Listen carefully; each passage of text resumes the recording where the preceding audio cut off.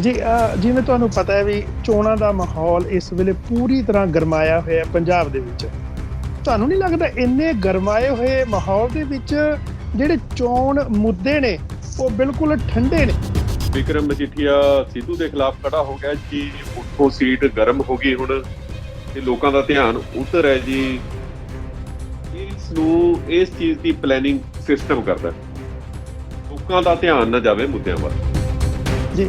ਉੱਥੇ ਖਰੇ ਤੇ ਖੋਟੇ ਦੀ ਪਹਿਚਾਣ ਹੋ ਜਾਂਦੀ ਹੈ ਤੇ ਲੋਕ ਜਿਹੜੇ ਹੈ ਨੇ ਉਹ ਏਦਾਂ ਦੀਆਂ ਗੱਲਾਂ ਦੇ ਵਿੱਚ ਉਲਝ ਕੇ ਰਹਿ ਜਾਂਦੇ ਨੇ ਕਿ ਇਹ ਜਿਹੜੀ ਗੱਲ ਹੈ ਉਹ ਸਿੱਧੂ ਬਨਾਮ ਮਜੀਠੀਆ ਹੋ ਗਈ ਹੈ, ਜਾਂ ਚੰਨੀ ਬਨਾਮ ਜਾਖੜ ਹੋ ਗਈ ਹੈ, ਜਾਂ ਕੈਪਟਨ ਬਨਾਮ ਜਿਹੜਾ ਹੈ ਉਹ ਚੰਨੀ ਹੋ ਗਈ ਹੈ, ਜਾਂ ਕਾਂਗਰਸ ਹੋ ਗਈ ਹੈ। ਜਿਹੜੇ ਪੰਜਾਬੀ ਦੇ ਚੈਨਲ ਹੈ ਨੇ ਵੱਡੇ, ਉਹ ਪੰਜਾਬ ਦੇ ਨਹੀਂ ਹੈ, ਉਹ ਵੱਡੀਆਂ ਕੰਪਨੀਆਂ ਦੇ ਚੈਨਲ ਨੇ, ਸਾਰਿਆਂ ਦੇ ਚੈਨਲ ਨੇ ਉਹ। ਹੁਣ ਮੈਂ ਉਹਨਾਂ ਦਾ ਨਾਮ ਨਹੀਂ ਲਵਾਂਗਾ ਕਿਉਂਕਿ ਪਾਲਿਸੀ ਵੀ ਹੁੰਦੀ ਹੈ ਹਰ ਇੱਕ ਪ੍ਰੋਗਰਾਮ ਦੀ, ਹਰ ਇੱਕ ਜਿਹੜੇ ਖਬਰ ਨਵੀਸ ਹੁੰਦੇ ਨੇ ਉਹਨਾਂ ਦੀ। ਸੋ ਲੋਕਾਂ ਨੂੰ ਪਤਾ, ਭਲੀ ਭਾਂਤ ਜਾਣਦੇ ਨੇ। ਉਹ ਮਾਈਕ ਉਹਦੇ ਮੂੰਹ 'ਚ ਦੇਖ ਕੇ ਕਹਿੰਦੇ ਨੇ ਕਿ ਤੁਸੀਂ ਇਹ ਦੱਸੋ ਜੀ, ਇਹ ਸੀਟ ਦੇ ਵਿੱਚ ਤੁਸੀਂ ਲੋਕਾਂ ਦਾ ਕੀ ਰੁਝਾਨ ਚੱਲ ਰਿਹਾ, ਲੋਕ ਕਿੰਨਾ ਕੁ ਤੁਹਾਡਾ ਸਮਰਥਨ ਕਰ ਰਹੇ ਨੇ, ਵੋਟਰਾਂ ਦਾ ਕੀ ਰੁਝਾਨ ਹੈ, ਵੋਟਰ ਕਿੰਨਾ ਕੁ ਸਮਰਥਨ ਦੇ ਰਹੇ ਨੇ ਤੁਹਾਨੂੰ। ਗੱਲ ਨੂੰ ਆਪਣੇ ਢੰਗ ਨਾਲ ਘੁਮਾਉਂਦੇ ਨੇ। ਜਿਹੜੇ ਦਿਸ਼ਾ ਨਿਰਦੇਸ਼ ਉਹਨਾਂ ਨੂੰ ਇੰਟੈਲੀਜੈਂਸ ਬਿਊਰੋ ਦੇ ਬੰਦਿਆਂ ਵੱਲੋਂ ਦਿੱਤੇ ਜਾਂਦੇ ਨੇ। ਚੰਡੀਗੜ੍ਹ ਦੇ ਵਿੱਚ ਅਰਵਿੰਦ ਕੇਜਰੀਵਾਲ ਨੇ ਬਿਆਨ ਦੇ ਦਿੱਤਾ ਕਿ ਸੈਕਰੀਲੇਜ, ਜਿਹੜਾ ਡਰੱਗ ਦਾ ਕੋਈ ਇਸ਼ੂ ਨਹੀਂ ਹੈਗਾ ਪੰਜਾਬ ਦੇ ਵਿੱਚ। ਭਲਿਆ ਮਾਨਸਾ, ਪਿਛਲੀਆਂ ਚੋਣਾਂ ਦੇ ਵਿੱਚ ਤੂੰ ਡਰੱਗ ਕਰਦਾ ਮਰ ਗਿਆ ਤੇ ਉੜਤਾ ਪੰਜਾਬ, ਜਿਹੜਾ ਉੜਤਾ ਪੰਜਾਬ ਫਿਲਮ ਸੀ, ਉਸ ਨੂੰ ਤੁਸੀਂ ਸਮਰਥਨ ਕਰਦੇ ਮਰ ਗਏ ਤੇ ਉਸ ਨੂੰ ਰਿਲੀਜ਼ ਕਰਾਉਂਦੇ ਮਰ ਗਏ ਤੁਸੀਂ। ਤੇ ਵਿਕਰਮ ਮਜੀਠੀਆ ਦੇ ਉੱਤੇ ਉਸ ਵੇਲੇ ਤੁਸੀਂ ਦੋਸ਼ ਲਾ ਦਿੱਤੇ ਬਹੁਤ ਵੱਡੇ ਪੱਧਰ ਦੇ ਉੱਤੇ। ਅਰਵਿੰਦ ਕੇਜਰੀਵਾਲ ਦਾ, ਆਮ ਆਦਮੀ ਪਾਰਟੀ ਦਾ, ਜਿਹੜੀਆਂ ਡੇਰਾ ਪ੍ਰੇਮੀਆਂ ਦੀਆਂ ਵੋਟਾਂ ਨੇ ਉਹਦੇ ਲਈ ਸਮਝੌਤਾ ਹੋ ਗਿਆ। ਇੱਕ ਸੰਕੇਤ ਅਕਾਲੀ ਦਲ ਬਾਦਲ ਨੂੰ ਵੀ ਦੇ ਦਿੱਤਾ ਉਹਨੇ, ਕਹਿੰਦਾ ਕਿ ਡਰੱਗ ਦਾ ਕੋਈ ਮਸਲਾ ਹੀ ਨਹੀਂ ਹੈਗਾ। ਇਹ ਦਿੱਤਾ ਕਿ ਅਸੀਂ ਵਿਕਰਮ ਮਜੀਠੀਆ ਨੂੰ ਹੱਥ ਨਹੀਂ ਪਾਵਾਂਗੇ, ਮਾਫੀ ਤਾਂ ਅਸੀਂ ਪਹਿਲਾਂ ਹੀ ਮੰਗ ਚੁੱਕੇ ਹਾਂ। ਇਹ ਜਿੰਨੇ ਵੀ ਲੀਡਰ ਪਾਰਟੀਆਂ ਛੱਡ ਕੇ ਉਧਰਲੀਆਂ ਜਾਂ ਦੂਜੀ ਤੀਜੀ ਪਾਰਟੀ ਦੇ ਵਿੱਚ ਗਏ ਨੇ, ਉਧਰੋਂ ਇੱਧਰ ਗਏ ਨੇ, ਇਹ ਲਾਲਚ ਨਹੀਂ ਹੈ ਜੀ, ਇਹ ਡਰ ਹੈ ਕੋਈ। ਕੈਪਟਨ ਅਮਰਿੰਦਰ ਸਿੰਘ ਦੇ ਉੱਤੇ 4.5 ਸਾਲ ਇਹੀ ਦੋਸ਼ ਲੱਗਦਾ ਰਿਹਾ ਵੀ ਇਹ 25-75 ਵਾਲੀ ਗੇਮ ਕਰਕੇ ਬਾਦਲ ਦਲ ਨੂੰ ਵੀ ਬਚਾਉਂਦੇ ਰਹੇ ਤੇ ਸੈਂਟਰ ਦੇ ਨਾਲ ਵੀ ਮਿਲ ਕੇ ਰਹੇ। ਤੇ 4.5 ਸਾਲ ਕਾਂਗਰਸ ਦੀ ਸੀਟ ਤੇ ਮੁੱਖ ਮੰਤਰੀ ਬਣਨ ਤੋਂ ਬਾਅਦ ਉਹਨਾਂ ਦਾ ਭਾਜਪਾ ਦੇ ਨਾਲ ਰਲਗੱਡ ਹੋਣਾ, ਇਹ ਇੱਕ ਡਰ ਦੀ ਨੀਤੀ ਹੈ। ਫਿਰ ਤੁਹਾਡਾ ਕਹਿਣ ਦਾ ਮਤਲਬ ਕੋਈ ਨਾ ਕੋਈ ਵਿੱਚ ਡਰ ਹੈ। ਸੁਰਿੰਦਰ ਸਿੰਘ, ਤੁਹਾਡੇ ਕਹਿਣ ਦਾ ਮਤਲਬ ਹੈ ਵੀ ਸਾਰੀਆਂ ਪਾਰਟੀਆਂ ਵੱਲੋਂ ਹੁਣ ਇਹ ਰਲ ਕੇ ਇੱਕ ਪਾਰਟੀ ਨੂੰ ਜਿਹੜੀ ਕਿ ਅਖੰਡਤਾ ਦਾ ਨਾਰਾ ਲਾਉਂਦੀ ਹੈ ਜਾਂ ਫਿਰ ਸਪੈਸ਼ਲ ਪੰਜਾਬ ਦੇ ਵਿੱਚ ਆ ਕੇ ਸ਼ਾਂਤੀ ਮਾਰਚ ਦੀ ਗੱਲ ਕਰਦੀ ਹੈ, ਉਸ ਪਾਰਟੀ ਨੂੰ ਜਿਤਾਉਣ ਦੀਆਂ ਸਾਰੀਆਂ ਪਾਰਟੀਆਂ ਦਾ ਉਪਰਾਲਾ ਹੈ। ਪ੍ਰੈਸ਼ਰ ਬਣ ਗਿਆ, ਹੁਣ ਪੂਰਾ ਪ੍ਰੈਸ਼ਰ ਬਣ ਗਿਆ। ਇਹ ਸਮਝੌਤਾ ਹੋ ਚੁੱਕਿਆ ਇਹਨਾਂ ਦਾ। ਇਹ ਲੋਕ ਬੀ ਟੀਮ ਕਹਿੰਦੇ ਨੇ ਭਾਰਤੀ ਜਨਤਾ ਪਾਰਟੀ ਦੀ, ਆਮ ਆਦਮੀ ਪਾਰਟੀ ਨੂੰ। ਮੈਂ ਇਹ ਟੀਮ ਕਹਿੰਦਾ। ਫਿਰ ਬੀ ਟੀਮ ਕਿਹੜੀ ਹੋ ਗਈ ਜੀ? ਉਹਨਾਂ ਦੀ ਅਕਾਲੀ ਦਲ ਹੈ। ਹੁਣ ਤਾਂ ਇੱਕ ਹੋਰ ਵੀ ਬੜਾ ਤਕੜਾ ਰਿਵਾਜ ਚੱਲ ਪਿਆ ਵੀ ਜੇਕਰ ਅਸੀਂ ਬੇਅਦਬੀ ਕੀਤੀ ਹੈ, ਜੇਕਰ ਕਿਸੇ ਨੇ ਚਿੱਟਿਆ ਵੇਚਿਆ, ਉਹਦਾ ਕੱਖ ਨਾ ਰਹੇ। ਇੱਕ ਨਵਾਂ ਇਹ ਵੀ ਟ੍ਰੈਂਡ ਚੱਲਿਆ ਅੱਜ ਕੱਲ। ਉਹ ਕੱਖ ਕੁੱਖ ਰੱਖੇ ਵੇ ਹੁਣੇ ਇਹਨਾਂ ਨੇ ਘਰੇ, ਉਹ ਮਹਾਰਾਜ ਨੂੰ ਕਹਿ ਦਿੰਦੇ ਹੁਣੇ ਵੀ ਉਹ ਕੱਖ ਨਾ ਰਹੇ। ਪਰ ਇਸ ਵਾਰ ਤੁਸੀਂ ਮੰਨਦੇ ਹੋ ਵੀ ਜਿਹੜੇ NRI ਭਾਈਚਾਰਾ ਪੂਰੀ ਤਰ੍ਹਾਂ ਨਿਰਾਸ਼ ਹੈ, ਪੂਰੀ ਤਰ੍ਹਾਂ ਮਨ ਖੱਟਾ ਹੋ ਚੁੱਕਿਆ ਇਹਨਾਂ ਦਾ ਵੀ ਨਹੀਂ, ਕਿਸੇ ਤੇ ਕੋਈ ਭਰੋਸਾ ਨਹੀਂ ਕਰਨਾ ਇਸ ਵਾਰ? ਬਿਲਕੁਲ, ਰਹਿਣ ਦੀ ਖੁਦ ਹੀ ਕਸਰ ਇਸ ਵਾਰੀ ਰਾਜੇਵਾਲ ਨੇ ਪੂਰੀ ਕਰ ਦਿੱਤੀ। ਮੈਂ ਪਿੱਛੇ ਜੇ ਤੁਹਾਡੀ ਗੱਲ ਤੇ ਸੋਚ ਰਿਹਾ ਸੀ ਵੀ ਯਾਰ ਬਾਦਲ ਅਕਾਲੀ ਦਲ ਦਾ ਕੋਈ ਏਦਾਂ ਦਾ ਬੰਦਾ ਹੈ ਜਿਹਦੀ ਅਸੀਂ ਖੁੱਲ ਕੇ ਸਪੋਰਟ ਕਰ ਸਕੀਏ। ਮੈਂ ਲੱਭਣੇ ਸ਼ੁਰੂ ਕੀਤੇ ਹਨ। ਅੱਛਾ ਜੀ, ਇੱਕ ਮਿੰਟ ਮੈਨੂੰ ਮਤਲਬ ਕੋਈ। ਤੁਸੀਂ ਦੇਖ ਰਹੇ ਹੋ ਪੰਜਾਬੀ ਲੋਕ ਚੈਨਲ। ਮੈਂ ਹਰਪਾਲ ਸਿੰਘ ਸੁਨਾਮ ਆਪ ਜੀ ਦਾ ਸਵਾਗਤ ਕਰਦਾ ਹਾਂ। ਪੰਜਾਬ ਵਿੱਚ ਚੋਣਾਂ ਦਾ ਮਾਹੌਲ ਗਰਮ ਹੈ। ਅਲੱਗ-ਅਲੱਗ ਰਾਜਨੀਤਿਕ ਪਾਰਟੀਆਂ ਤੇ ਹੋਰ ਜਿਹੜੇ ਜਥੇਬੰਦੀਆਂ ਵੱਲੋਂ ਇਲੈਕਸ਼ਨ ਲੜੇ ਜਾ ਰਹੇ ਨੇ। ਅੱਜ ਅਸੀਂ ਸਾਰਿਆਂ ਦਾ ਵਿਸ਼ਲੇਸ਼ਣ ਕਰਨਾ ਹੈ। ਸੀਨੀਅਰ ਪੱਤਰਕਾਰ ਸੁਰਿੰਦਰ ਸਿੰਘ ਟਾਕਿੰਗ ਪੰਜਾਬ ਦੇ ਨਾਲ ਗੱਲਬਾਤ ਕਰਦੇ ਹਾਂ, ਪੁੱਛਦੇ ਹਾਂ ਕਿ NRI ਭਾਈਚਾਰਾ ਇਹਨਾਂ ਇਲੈਕਸ਼ਨਾਂ ਦੇ ਵਿੱਚ ਕੀ ਸੋਚਦਾ ਹੈ। ਇਹ ਸਭ ਕੁਝ ਕਿਹੜੀ ਪਾਰਟੀ ਕਿੱਥੇ ਖੜੀ ਹੈ, ਕੀ ਸਟੈਂਡ ਕਰਦੀ ਹੈ, ਕਿਹੜੇ ਉਮੀਦਵਾਰ ਦੀ ਕੀ ਭੂਮਿਕਾ ਨਜ਼ਰ ਆਉਂਦੀ ਹੈ, ਇਹ ਸਭ ਕੁਝ ਆਪਾਂ ਵਿਸ਼ਲੇਸ਼ਣ ਕਰਾਂਗੇ ਮੇਰੇ ਵੀਰ ਦੇ ਨਾਲ। ਹਾਂਜੀ ਸੁਰਿੰਦਰ ਸਿੰਘ ਜੀ, ਵਾਹਿਗੁਰੂ ਜੀ ਕਾ ਖਾਲਸਾ, ਵਾਹਿਗੁਰੂ ਜੀ ਕੀ ਫਤਿਹ। ਹਰਪਾਲ ਸਿੰਘ ਜੀ ਤੇ ਸਾਰੇ ਸਾਡੇ ਚੈਨਲ ਦੇ ਜਿੰਨੇ ਵੀ ਸਰੋਤੇ ਨੇ ਤੇ ਦਰਸ਼ਕ ਨੇ, ਸਾਰਿਆਂ ਨੂੰ ਵਾਹਿਗੁਰੂ ਜੀ ਕਾ ਖਾਲਸਾ, ਵਾਹਿਗੁਰੂ ਜੀ ਕੀ ਫਤਿਹ ਜੀ। ਬਹੁਤ ਸ਼ੁਕਰੀਆ ਤੁਹਾਡਾ ਜੀ। ਜਿਵੇਂ ਤੁਹਾਨੂੰ ਪਤਾ ਹੈ ਵੀ ਚੋਣਾਂ ਦਾ ਮਾਹੌਲ ਇਸ ਵੇਲੇ ਪੂਰੀ ਤਰ੍ਹਾਂ ਗਰਮਾਇਆ ਹੋਇਆ ਪੰਜਾਬ ਦੇ ਵਿੱਚ। ਤੁਹਾਨੂੰ ਨਹੀਂ ਲੱਗਦਾ ਇੰਨੇ ਗਰਮਾਏ ਹੋਏ ਮਾਹੌਲ ਦੇ ਵਿੱਚ ਜਿਹੜੇ ਚੋਣ ਮੁੱਦੇ ਨੇ ਉਹ ਬਿਲਕੁਲ ਠੰਡੇ ਨੇ, ਇਹ ਕਿਉਂ? ਦੇਖੋ, ਅਸੀਂ ਇੱਕ ਤਾਂ ਸਮਾਂ ਘੱਟ ਆਪਣੇ ਕੋਲ, ਜਿਹੜੇ ਮੁੱਦੇ ਨੇ ਮੁੱਖ ਤੌਰ ਦੇ ਉੱਤੇ ਜੀ ਜਿਹੜੇ ਹੋਣੇ ਚਾਹੀਦੇ ਸੀ ਉਹਨਾਂ ਦੀ ਗੱਲ ਨਹੀਂ ਹੋ ਰਹੀ ਜੀ। ਉਹ ਕਿਹੜੇ ਮੁੱਦੇ ਜਿਹੜੇ ਹੋਣੇ ਚਾਹੀਦੇ ਤੇ ਨਹੀਂ ਗੱਲ ਹੋ ਰਹੀ? ਗੱਲ ਹੋ ਰਹੀ ਹੈ ਉਹ ਇਹ ਹੋ ਰਹੀ ਹੈ ਕਿ ਬਿਕਰਮ ਮਜੀਠੀਆ ਸਿੱਧੂ ਦੇ ਖਿਲਾਫ ਖੜਾ ਹੋ ਗਿਆ ਜੀ, ਉੱਥੋਂ ਸੀਟ ਗਰਮ ਹੋ ਗਈ ਹੁਣ ਤੇ ਲੋਕਾਂ ਦਾ ਧਿਆਨ ਉੱਧਰ ਹੈ ਜੀ। ਇਸ ਚੀਜ਼ ਦੀ ਪਲੈਨਿੰਗ ਸਿਸਟਮ ਕਰਦਾ, ਲੋਕਾਂ ਦਾ ਧਿਆਨ ਨਾ ਜਾਵੇ ਮੁੱਦਿਆਂ ਵੱਲ ਜੀ। ਉੱਥੇ ਖਰੇ ਤੇ ਖੋਟੇ ਦੀ ਪਹਿਚਾਣ ਹੋ ਜਾਂਦੀ ਹੈ ਤੇ ਲੋਕ ਜਿਹੜੇ ਹੈ ਨੇ ਉਹ ਏਦਾਂ ਦੀਆਂ ਗੱਲਾਂ ਦੇ ਵਿੱਚ ਉਲਝ ਕੇ ਰਹਿ ਜਾਂਦੇ ਨੇ ਕਿ ਇਹ ਜਿਹੜੀ ਗੱਲ ਹੈ ਉਹ ਸਿੱਧੂ ਬਨਾਮ ਮਜੀਠੀਆ ਹੋ ਗਈ ਹੈ, ਜਾਂ ਚੰਨੀ ਬਨਾਮ ਜਾਖੜ ਹੋ ਗਈ ਹੈ, ਜਾਂ ਕੈਪਟਨ ਬਨਾਮ ਜਿਹੜਾ ਹੈ ਉਹ ਚੰਨੀ ਹੋ ਗਈ ਹੈ, ਜਾਂ ਕਾਂਗਰਸ ਹੋ ਗਈ ਹੈ। ਸੋ ਲੋਕਾਂ ਨੂੰ ਲੋਕਾਂ ਦੇ ਪੱਧਰ ਦੇ ਉੱਤੋਂ ਜਿਹੜਾ ਮਾਨਸਿਕ ਪੱਧਰ ਹੁੰਦਾ ਉਸ ਤੋਂ ਹੇਠਾਂ ਲੈ ਕੇ ਆਇਆ ਜਾਂਦਾ। ਪਿਛਲੀਆਂ ਚੋਣਾਂ ਦੇ ਵਿੱਚ ਅਸੀਂ ਦੇਖੀਏ ਕਿ ਜਿਸ ਵੇਲੇ ਪੰਜਾਬ ਦੇ ਵਿੱਚ ਜਿਹੜੇ ਲੋਕਾਂ ਦੇ ਰੁਜ਼ਗਾਰ ਦੀ ਗੱਲ ਤੇ ਨਸ਼ਿਆਂ ਦੀ ਗੱਲ ਹੋ ਰਹੀ ਸੀ ਤੇ ਉਸ ਗੱਲ ਨੂੰ ਦਬਾਉਣ ਦੇ ਲਈ ਰਵਨੀਤ ਬਿੱਟੂ ਨੂੰ ਜਲਾਲਾਬਾਦ ਭੇਜ ਦਿੱਤਾ ਗਿਆ। ਭਗਵੰਤ ਮਾਨ ਨੂੰ ਜਲਾਲਾਬਾਦ ਦੇ ਵਿੱਚ ਸੁਖਬੀਰ ਬਾਦਲ ਦੇ ਖਿਲਾਫ ਲੜਾਇਆ ਗਿਆ, ਠੀਕ ਹੈ ਨਾ। ਤੇ ਇਸੇ ਤਰੀਕੇ ਨਾਲ ਪ੍ਰਕਾਸ਼ ਸਿੰਘ ਬਾਦਲ ਦੇ ਖਿਲਾਫ ਜਿਹੜਾ ਹੈ ਜਰਨੈਲ ਸਿੰਘ ਨੂੰ ਦਿੱਲੀ ਤੋਂ ਪੱਤਰਕਾਰ ਨੂੰ ਲਿਆਂਦਾ ਲੜਾਉਣ ਦੇ ਲਈ, ਤੇ ਉੱਥੋਂ ਕਾਂਗਰਸ ਨੇ ਕੈਪਟਨ ਅਮਰਿੰਦਰ ਸਿੰਘ ਨੂੰ ਵੀ ਲੜਾਇਆ। ਜਿਹੜਾ ਕੁੱਲ ਮਿਲਾ ਕੇ ਮੁੱਦਿਆਂ ਦੀ ਜਿਹੜੀ ਪਿਛਲੀ ਵਾਰ ਵੀ ਗੱਲ ਹੋਣੀ ਚਾਹੀਦੀ ਸੀ ਉਹ ਉੱਥੇ ਨਾ ਹੋ ਕੇ ਜਲਾਲਾਬਾਦ, ਲੰਬੀ, ਇਹਨਾਂ ਹਲਕਿਆਂ ਦੇ ਦੁਆਲੇ ਹੀ ਘੁੰਮਦੀ ਰਹੀ ਗੱਲਬਾਤ ਜੀ। ਜਿਹੜੀ ਲੜਾਈ ਸੀ ਅਰਵਿੰਦ ਕੇਜਰੀਵਾਲ ਉੱਤੇ ਹੁਣ ਸ਼ੱਕ ਪੈਦਾ ਹੁੰਦਾ ਕਿ ਪਿਛਲੀ ਵਾਰ ਵੀ ਲੋਕਾਂ ਨੂੰ ਜਿਹੜਾ ਹੈ ਮੁੱਦਿਆਂ ਤੋਂ ਭਟਕਾ ਕੇ ਉਹਨਾਂ ਸੀਟਾਂ ਦੇ ਦੁਆਲੇ ਕੀਤਾ ਗਿਆ ਜੀ। ਮੁੱਦਾ ਨਸ਼ੇ ਦਾ ਮੁੱਦਾ ਬਹੁਤ ਵੱਡਾ ਮੁੱਦਾ, ਲੋਕਾਂ ਨੂੰ ਵਿੱਚ ਜਾਂ ਲੋਕਾਂ ਨੂੰ 2000 ਰੁਪਈਆ ਔਰਤਾਂ ਨੂੰ ਦੇਣਾ ਜਾਂ 1000 ਰੁਪਈਆ ਔਰਤਾਂ ਨੂੰ ਮਹੀਨੇ ਦਾ ਦੇਣਾ, ਕੋਈ ਸਿਲੰਡਰ ਫ੍ਰੀ ਕਰ ਰਿਹਾ, ਕੋਈ ਕੁਛ ਕਰ ਰਿਹਾ, ਏਦਾਂ ਦੀਆਂ ਗੱਲਾਂ ਦੇ ਉੱਤੇ ਸੋਚਣ ਲਈ ਮਜਬੂਰ ਕੀਤਾ ਜਾ ਰਿਹਾ ਜੀ। ਕੀ ਕਰ ਦਿੱਤੀ ਬਿਜਲੀ, ਕੋਈ 300 ਯੂਨਿਟ ਕਹਿੰਦਾ, ਕੋਈ 400 ਯੂਨਿਟ ਕਹਿੰਦਾ। ਗੱਲ ਸ਼ੁਰੂ ਬਿਜਲੀ ਤੋਂ ਹੁੰਦੀ ਹੈ ਤੇ ਇੱਥੇ ਲੈ ਕੇ ਆ ਕੇ ਤੁਸੀਂ ਦੇਖੋ ਕਿ ਇਹ ਮੁੱਦੇ ਗਾਇਬ ਹੋ ਕੇ ਅੱਜ ਜਿਹੜੀ ਹੌਟ ਸੀਟ ਕਿਹੜੀ ਹੈ ਜੀ, ਪੱਤਰਕਾਰ ਕਹਿਣਗੇ ਹਾਂਜੀ ਤੁਸੀਂ ਇੱਥੋਂ ਕਿਵੇਂ ਲੜ ਰਹੇ ਹੋ। ਜਿਹੜੇ ਵੈਬ ਪੋਰਟਲ ਨੇ ਜਿੰਨੇ ਵੀ ਪੰਜਾਬੀ ਦੇ ਜੀ, ਦੇਖੋ ਮੇਨ ਸਟ੍ਰੀਮ ਤਾਂ ਪੰਜਾਬੀ ਦਾ ਮੀਡੀਆ ਹੈ ਨਹੀਂ ਜੀ।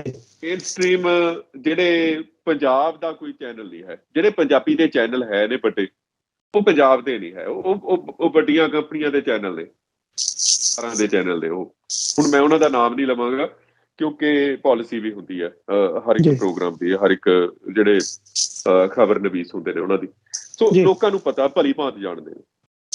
ਉਹ ਮਾਈਕ ਉਹਦੇ ਮੂੰਹ 'ਚ ਦੇ ਕੇ ਕਹਿੰਦੇ ਨੇ ਕਿ ਤੁਸੀਂ ਇਹ ਦੱਸੋ ਜੀ ਇਹ ਸੀਟ ਦੇ ਵਿੱਚ ਤੁਸੀਂ ਲੋਕਾਂ ਦਾ ਕੀ ਰੁਝਾਨ ਚੱਲ ਰਿਹਾ, ਲੋਕ ਕਿੰਨਾ ਕੁ ਤੁਹਾਡਾ ਸਮਰਥਨ ਕਰ ਰਹੇ ਨੇ, ਵੋਟਰਾਂ ਦਾ ਕੀ ਰੁਝਾਨ ਹੈ, ਵੋਟਰ ਕਿੰਨਾ ਕੁ ਸਮਰਥਨ ਦੇ ਰਹੇ ਨੇ ਤੁਹਾਨੂੰ।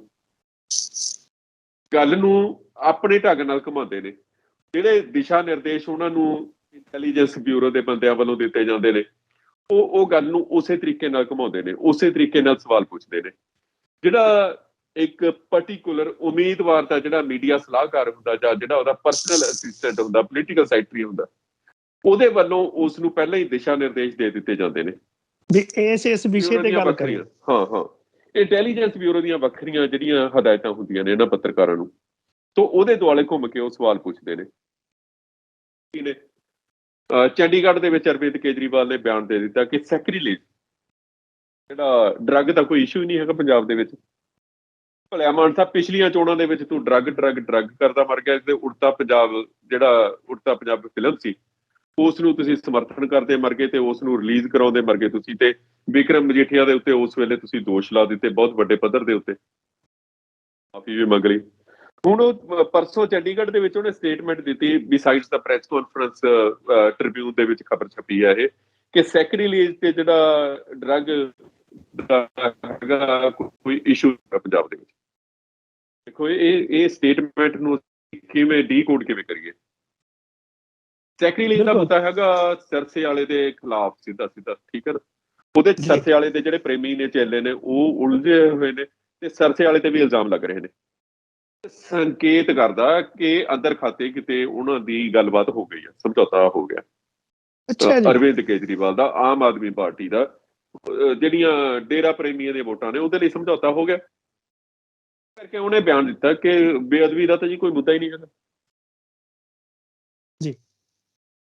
ਹੁਣ ਇੱਕ ਸੰਕੇਤ ਅਕਾਲੀ ਦਲ ਬਾਦਲ ਨੂੰ ਵੀ ਦੇ ਦਿੱਤਾ ਉਹਨੇ, ਕਹਿੰਦਾ ਕਿ ਡਰੱਗ ਦਾ ਕੋਈ ਮਸਲਾ ਹੀ ਨਹੀਂ ਹੈਗਾ। ਸੰਕੇਤ ਦਿੱਤਾ ਕਿ ਅਸੀਂ ਬਿਕਰਮ ਮਜੀਠੀਆ ਨੂੰ ਹੱਥ ਨਹੀਂ ਪਾਵਾਂਗੇ। ਮਾਫੀ ਤਾਂ ਅਸੀਂ ਪਹਿਲਾਂ ਹੀ ਮੰਗ ਚੁੱਕੇ ਹਾਂ, ਸਰਕਾਰ ਬਣਦੀ ਹੈ ਤਾਂ ਅਸੀਂ ਬਿਕਰਮ ਮਜੀਠੀਆ ਨੂੰ ਹੱਥ ਨਹੀਂ ਪਾਵਾਂਗੇ ਜੀ। ਜਿਹੜੀਆਂ ਸੀਟਾਂ ਦੇ ਉੱਤੇ ਅਕਾਲੀ ਦਲ ਕਮਜ਼ੋਰ ਹੈ, ਜਿਵੇਂ ਉਹਨੇ ਪਿਛਲੀ ਵਾਰ ਕਾਂਗਰਸ ਦੀ ਹਮਾਇਤ ਕੀਤੀ ਸੀ ਅਕਾਲੀ ਦਲ ਨੇ, ਉਹਨਾਂ ਸੀਟਾਂ ਤੇ ਉਹ ਆਮ ਆਦਮੀ ਪਾਰਟੀ ਦੀ ਸਪੋਰਟ ਕਰੇਗਾ।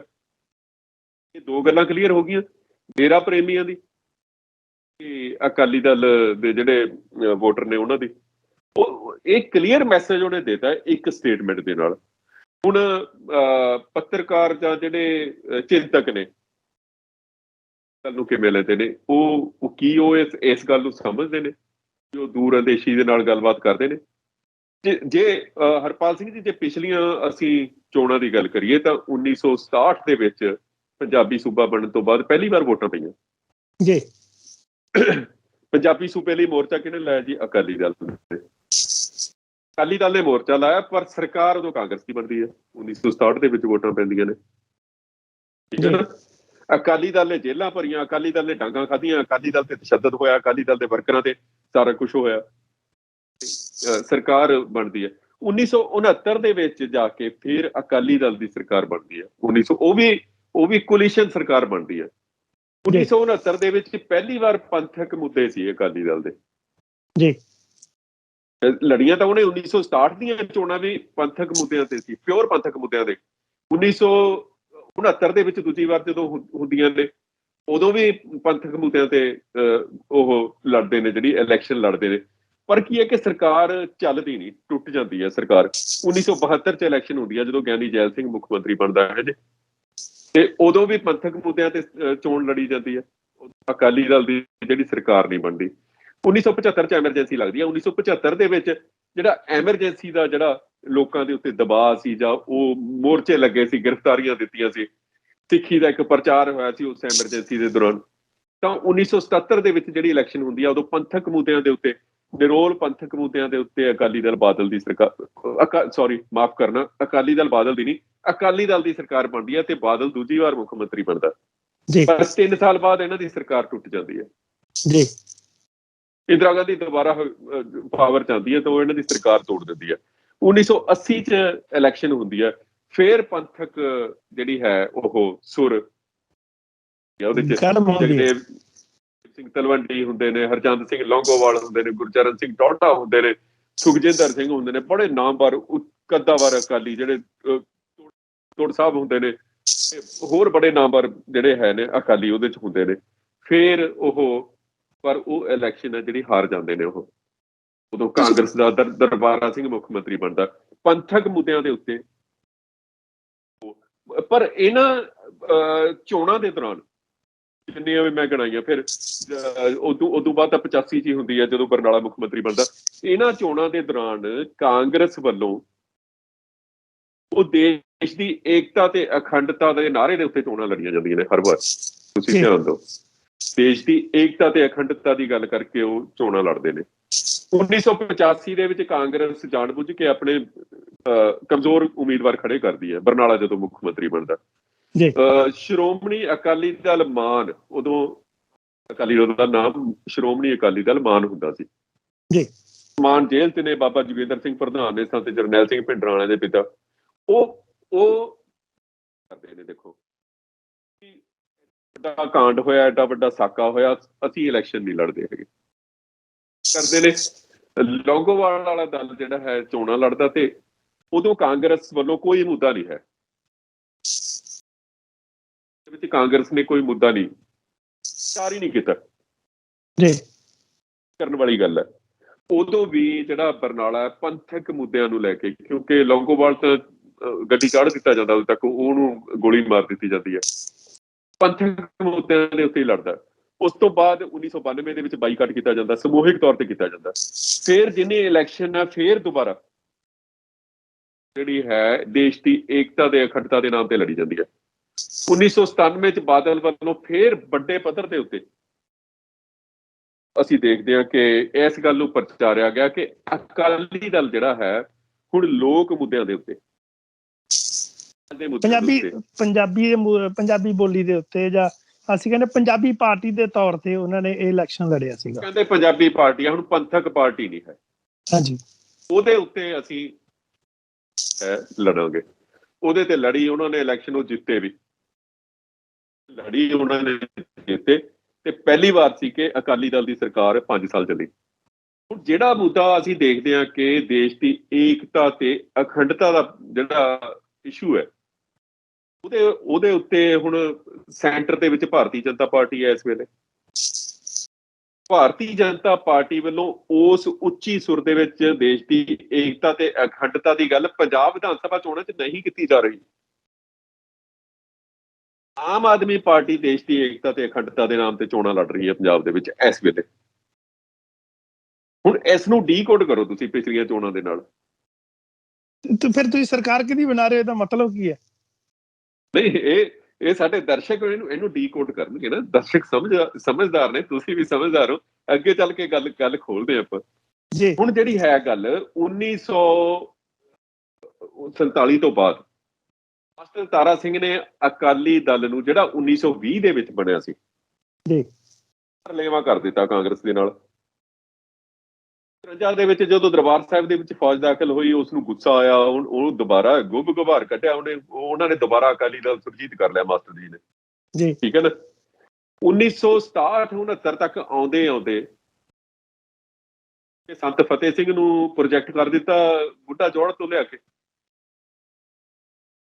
ਸੰਤ ਫਤਿਹ ਸਿੰਘ ਨੇ ਤੇ ਰਵੀ ਇੰਦਰ ਸਿੰਘ ਹੋਰਾਂ ਨੇ ਮਿਲ ਕੇ ਬਾਦਲ ਨੂੰ ਅੱਗੇ ਪ੍ਰੋਜੈਕਟ ਕੀਤਾ। ਬਾਦਲ ਪਹਿਲਾਂ ਕਾਂਗਰਸ ਦੇ ਵਿੱਚ ਸੀ, ਕਿਸੇ ਵਾਲੀ ਗੱਲ ਪਹਿਲਾਂ ਬਾਦਲ ਕਰਦਾ ਹੁੰਦਾ ਸੀ, ਤੇ ਉਸ ਨੂੰ ਪੱਗ ਦਾ ਰੰਗ ਚੇਂਜ ਕਰਕੇ ਉਹਨੂੰ ਅਕਾਲੀ ਦਲ ਚ ਲੈ ਆਂਦਾ। ਤੁਸੀਂ ਦੇਖੋ ਵੀ ਇਹ ਗੱਲ ਬੜੀ ਹੈਰਾਨੀ ਵਾਲੀ ਹੈ। ਮਾਸਟਰ ਤਾਰਾ ਸਿੰਘ ਵਾਲਾ ਅਕਾਲੀ ਦਲ ਉੱਥੇ ਹੀ ਖਤਮ ਹੋ ਗਿਆ ਜਦੋਂ ਦੋ ਫੜ ਹੋਇਆ। ਇੱਕ ਦਾ ਪ੍ਰਧਾਨ ਸੰਤ ਫਤਿਹ ਸਿੰਘ ਬਣ ਗਿਆ, ਜਿਹੜਾ 1920 ਦੇ ਵਿੱਚ ਬਣਿਆ ਸੀ ਅਕਾਲੀ ਦਲ, ਉਹ ਠੰਡਾ ਹੋ ਗਿਆ ਹੌਲੀ ਹੌਲੀ, ਜਿਹੜਾ ਹੈ ਉਹ ਖਤਮ ਹੋ, ਟਾਈਮ ਲੱਗਿਆ ਉਹਨੂੰ ਖਤਮ ਹੋਣ ਦੇ ਵਿੱਚ ਵਾਲੇ ਦਲ ਨੂੰ। ਉਹ ਰਛਪਾਲ ਸਿੰਘ ਦਿੱਲੀ ਵਾਲਾ ਕਾਫੀ ਦੇਰ ਪ੍ਰਧਾਨ ਰਿਹਾ ਉਹਦਾ ਜੀ। 1920 ਵਾਲੇ ਅਸਲੀ ਅਕਾਲੀ ਦਲ ਦਾ ਪ੍ਰਧਾਨ ਰਿਹਾ ਜੀ। ਫਤਿਹ ਸਿੰਘ ਵਾਲਾ ਅਕਾਲੀ ਦਲ ਸੀ ਜਿਹੜਾ, ਉਹ ਲੌਂਗੋਵਾਲ ਬਣਿਆ ਉਹਦਾ ਪ੍ਰਧਾਨ ਦੇ ਵਿੱਚ ਆ ਕੇ। ਉਹਦੇ ਵੀ ਦੋ ਧੜੇ ਹੋ ਗਏ ਸੀ, ਇੱਕ ਦਾ ਜਗਦੇਵ ਸਿੰਘ ਤਲਵੰਡੀ ਬਣ ਗਿਆ ਸੀ ਪ੍ਰਧਾਨ, ਉਹਦਾ ਨਵਾਂ ਆਪਣਾ ਅਕਾਲੀ ਦਲ ਹੋ ਗਿਆ ਸੀ। ਸੰਤ ਫਤਿਹ ਸਿੰਘ ਵਾਲੇ ਅਕਾਲੀ ਦਲ ਦੇ ਵਿੱਚ ਮਤਲਬ ਅਸੀਂ ਦੇਖਦੇ ਹਾਂ ਉਹਦਾ ਪ੍ਰਧਾਨ ਸੰਤ ਲੌਂਗੋਵਾਲ ਬਣਿਆ। ਸੰਤ ਲੌਂਗੋਵਾਲ ਵਾਲੇ ਅਕਾਲੀ ਦਲ ਦੀ ਸਰਕਾਰ ਸੀ 1985 ਦੇ ਵਿੱਚ, ਜਿਹਦਾ ਮੈਂਬਰ ਸੀ ਬਾਦਲ ਤੇ ਟੌੜਾ ਸਾਹਿਬ ਜੀ। 80 ਦੇ ਵਿੱਚ ਉਹਨਾਂ ਨੇ ਅਲੱਗ ਧੜਾ ਬਣਾ ਲਿਆ ਨਾਲੇ ਜੀ ਅਕਾਲੀ ਦਲ ਬਾਦਲ। ਕਰਨ ਵਾਲੀ ਗੱਲ ਹੈ, ਅਕਾਲੀ ਦਲ ਬਾਦਲ ਬਣ ਗਿਆ। ਬਾਦਲ ਅਕਾਲੀ ਦਲ ਨੇ ਤੀਰ ਕਮਾਨ ਦੇ ਚੋਣ ਨਿਸ਼ਾਨ ਤੇ ਚੋਣਾਂ ਲੜੀਆਂ 1999 ਦੀਆਂ ਲੋਕ ਸਭਾ ਚੋਣਾਂ ਜੀ। 1999 ਦੀਆਂ ਲੋਕ ਸਭਾ ਚੋਣਾਂ ਤੀਰ ਕਮਾਨ ਦੇ ਚੋਣ ਨਿਸ਼ਾਨ ਤੇ ਲੜੀਆਂ। ਲੌਂਗੋਵਾਲ ਦਲ ਨੇ ਵੀ ਲੜੀਆਂ, ਉਹਨਾਂ ਨੇ ਤਕੜੀ ਦੇ ਚੋਣ ਨਿਸ਼ਾਨ ਤੇ ਲੜੀਆਂ। ਬਿਲਕੁਲ 92 ਦੇ ਵਿੱਚ ਜਿਹੜੀਆਂ ਸਾਰਿਆਂ ਨੇ ਬਾਈਕਾਟ ਕੀਤਾ ਚੋਣਾਂ ਦਾ, ਉਹਦੇ ਚ ਲੌਂਗੋਵਾਲ ਦਲ ਨੇ ਬਾਈਕਾਟ ਨਹੀਂ ਕੀਤਾ, ਤਕੜੀ ਦੇ ਚੋਣ ਨਿਸ਼ਾਨ ਤੇ ਹੀ ਲੜੀਆਂ। ਕੈਪਟਨ ਅਮਰਿੰਦਰ ਸਿੰਘ ਨੇ ਤਕੜੀ ਦੇ ਚੋਣ ਨਿਸ਼ਾਨ ਤੇ ਕਾਗਜ਼ ਭਰੇ, ਜਿਹੜੇ ਸਮਾਣਾ ਹਲਕੇ ਤੋਂ ਫਿਰ ਵਿਰੋਧ ਚੁਣਿਆ ਗਿਆ ਸੀ, ਉਹਨੇ ਕੈਂਡੀਡੇਟਾਂ ਨੇ ਕਾਗਜ਼ ਵਾਪਸ ਲੈ ਲਏ ਸੀ। 1997 ਦੇ ਵਿੱਚ ਤਕੜੀ ਦਾ ਚੋਣ ਨਿਸ਼ਾਨ ਬਾਦਲ ਕੋਲ ਕਿਵੇਂ ਆ ਗਿਆ? ਕਿ ਅਕਾਲੀ ਦਲ ਲੌਂਗੋਵਾਲ ਹਜੇ ਖਤਮ ਨਹੀਂ ਸੀ ਹੋਇਆ, ਸਾਰੀ ਮਿਲੀ ਭੁਗਤਾ। ਬਿਲਕੁਲ ਜੇ ਮਾਸਟਰ ਤਾਰਾ ਸਿੰਘ ਨੇ ਆਪਣੇ ਅਕਾਲੀ ਦਲ ਦਾ ਜਿਹੜਾ ਹੈ ਮਰਜ ਕੀਤਾ ਸੀ ਕਾਂਗਰਸ ਦੇ ਵਿੱਚ 40 ਤੋਂ ਬਾਅਦ, ਉਹ ਵੀ ਇਹ ਸਿਸਟਮ ਦੇ ਤਹਿਤ ਕੀਤਾ ਸੀ। ਜਿਹੜਾ ਸਿਸਟਮ ਦਾ ਪ੍ਰੈਸ਼ਰ ਸੀ, ਸਿਸਟਮ ਦੇ ਜਿਹੜੇ ਲਾਲਚ ਸੀ ਜਾਂ ਅਸੀਂ ਕਹਾਂਗੇ ਕਿ ਜਿਹੜਾ ਸਿਸਟਮ ਨੇ ਜਿਸ ਤਰ੍ਹਾਂ ਸਿੱਖਾਂ ਨੂੰ ਦਬਾਉਣ ਲਈ, ਕੁਚਲਣ ਲਈ ਜਾਂ ਅਕਾਲੀ ਪਾਰਟੀ ਨੂੰ ਖਤਮ ਕਰਨ ਲਈ ਇਹ ਸਾਰਾ ਕੁਝ ਕੀਤਾ ਸੀ, ਤਾਂ ਉਸੇ ਤਰੀਕੇ ਨਾਲ ਜਿਹੜਾ ਇਹ ਅਕਾਲੀ ਦਲ ਸੀ, ਜਿਹੜੇ ਧਰਮੀ ਯੁੱਧ ਮੋਰਚਾ ਲਾਇਆ ਸੀ, ਲੌਂਗੋਵਾਲ ਅਕਾਲੀ ਦਲ ਸੀ ਨਾ ਉਹ, ਉਸ ਨੂੰ ਵੀ ਇਹਨਾਂ ਨੇ ਤੋੜ ਕੇ ਉਹਦੇ ਦੋ ਧੜੇ ਕੀਤੇ। ਦੋਵਾਂ ਧੜਿਆਂ ਚੋਂ ਇਹਦੇ ਕੋਲ ਤਕਨੀਕੀ ਤੌਰ ਦੇ ਉੱਤੇ ਤਕੜੀ ਦਾ ਚੋਣ ਨਿਸ਼ਾਨ ਆ ਨਹੀਂ ਸੀ ਸਕਦਾ, ਪਰ ਇਹ ਮਿਲੀ ਭੁਗਤ ਦੇ ਨਾਲ ਆਇਆ, ਸੈਂਟਰ ਗੌਰਮੈਂਟ ਤੇ ਇਲੈਕਸ਼ਨ ਕਮਿਸ਼ਨ ਦੀ ਮਿਲੀ ਭੁਗਤ ਦੇ ਨਾਲ। ਠੀਕ ਹੈ ਨਾ ਜੀ। ਉਹਦੇ ਤੇ ਨਾ ਸੁਰਜੀਤ ਬਰਨਾਲੇ ਦਾ, ਨਾ ਉਹਦੇ ਮੁੰਡੇ ਗਗਨਦੀਪ ਦਾ ਕਿਸੇ ਦਾ ਕੋਈ ਬਿਆਨ ਆਇਆ ਕਿ ਸਾਡਾ ਚੋਣ ਨਿਸ਼ਾਨ ਵੀ ਸਾਡਾ ਕਿਵੇਂ ਲੈ ਲਿਆ ਇਹਨਾਂ ਨੇ? ਨਹੀਂ ਆਇਆ, ਕਿਉਂਕਿ ਮਿਲੇ ਹੋਏ ਸੀ। ਉਹ ਗਵਰਨਰ ਹੀ ਆਪਣੀ ਰਾਜਪਾਲ ਦਾ ਅਹੁਦਾ ਇਹਦਾ ਆਨੰਦ ਮਾਣ ਰਹੇ ਸੀ। ਤੇ ਬਾਅਦ ਦੇ ਵਿੱਚ ਹੁਣ ਅਸੀਂ ਦੇਖਿਆ ਕਿ 2012 ਦੀਆਂ ਜਿਹੜੀਆਂ ਇਲੈਕਸ਼ਨਾਂ ਤੋਂ, ਵਿਧਾਨ ਸਭਾ ਚੋਣਾਂ ਤੋਂ ਬਾਅਦ ਉਹਨਾਂ ਨੇ ਲੌਂਗੋਵਾਲ ਅਕਾਲੀ ਦਲ ਦਾ ਭੋਗ ਪਾ ਕੇ ਕਾਂਗਰਸ 'ਚ ਮਿਲਾਤਾ। ਢਿੱਲੋਂ ਜਿਹੜੀ ਬਰਨਾਲੇ ਦੀ ਘਰ ਵਾਲੀ ਸੀ, ਉਹਨੇ ਉਹ ਖਤਮ ਕਰਕੇ ਭੋਗ ਪਾਤਾ ਉਹਦਾ। ਸੋ ਇਹ ਗੱਲਾਂ ਮੈਂ ਇਸ ਕਰਕੇ ਦੱਸ ਰਿਹਾ ਕਿ ਮੁੱਦੇ ਮਤਲਬ ਕਿਵੇਂ ਦਬਾਏ ਜਾਂਦੇ ਨੇ ਤੇ ਕਿਵੇਂ ਖੜੇ ਕੀਤੇ ਜਾਂਦੇ ਨੇ। ਹੁਣ ਜਿਹੜਾ ਹੈ ਮੁੱਦਾ ਜਿਹੜਾ ਹੈ, ਦੇਖੋ ਬੇਰੁਜ਼ਗਾਰੀ ਦਾ ਮੁੱਦਾ ਆਮ ਜਨਤਾ ਵਾਸਤੇ, ਬੇਰੁਜ਼ਗਾਰੀ ਦਾ ਮੁੱਦਾ ਜੀ ਬਿਲਕੁਲ, ਨਸ਼ਿਆਂ ਦਾ ਮੁੱਦਾ, ਗੁਰੂ ਗ੍ਰੰਥ ਸਾਹਿਬ ਦੀ ਗੁਰੂ ਗ੍ਰੰਥ ਸਾਹਿਬ ਦੀ ਬੇਅਦਬੀ ਦਾ ਮੁੱਦਾ। ਮੈਂ ਆ ਰਿਹਾ ਉੱਥੇ। ਆਮ ਲੋਕਾਂ ਵਾਸਤੇ ਬੇਰੁਜ਼ਗਾਰੀ, ਆਮ ਲੋਕਾਂ ਵਾਸਤੇ ਰੋਜ਼ੀ ਰੋਟੀ, ਆਈਏ ਕੀ ਸਾਨੂੰ ਕੰਮ ਨਹੀਂ ਮਿਲ ਰਿਹਾ। ਆਮ ਲੋਕਾਂ ਵਾਸਤੇ ਮਹਿੰਗਾਈ, ਰੇਤਾ ਬਜਰੀ ਦਾ ਮੁੱਦਾ ਜਾਣ ਕੇ ਬਾਰ-ਬਾਰ ਉਠਾਇਆ ਜਾ ਰਿਹਾ, ਹਾਲਾਂਕਿ ਰੇਤਾ ਬਜਰੀ ਦਾ ਮੁੱਦਾ ਕੋਈ ਮੁੱਦਾ ਨਹੀਂ, ਉਹਨੂੰ ਉਭਾਰਿਆ ਜਾ ਰਿਹਾ।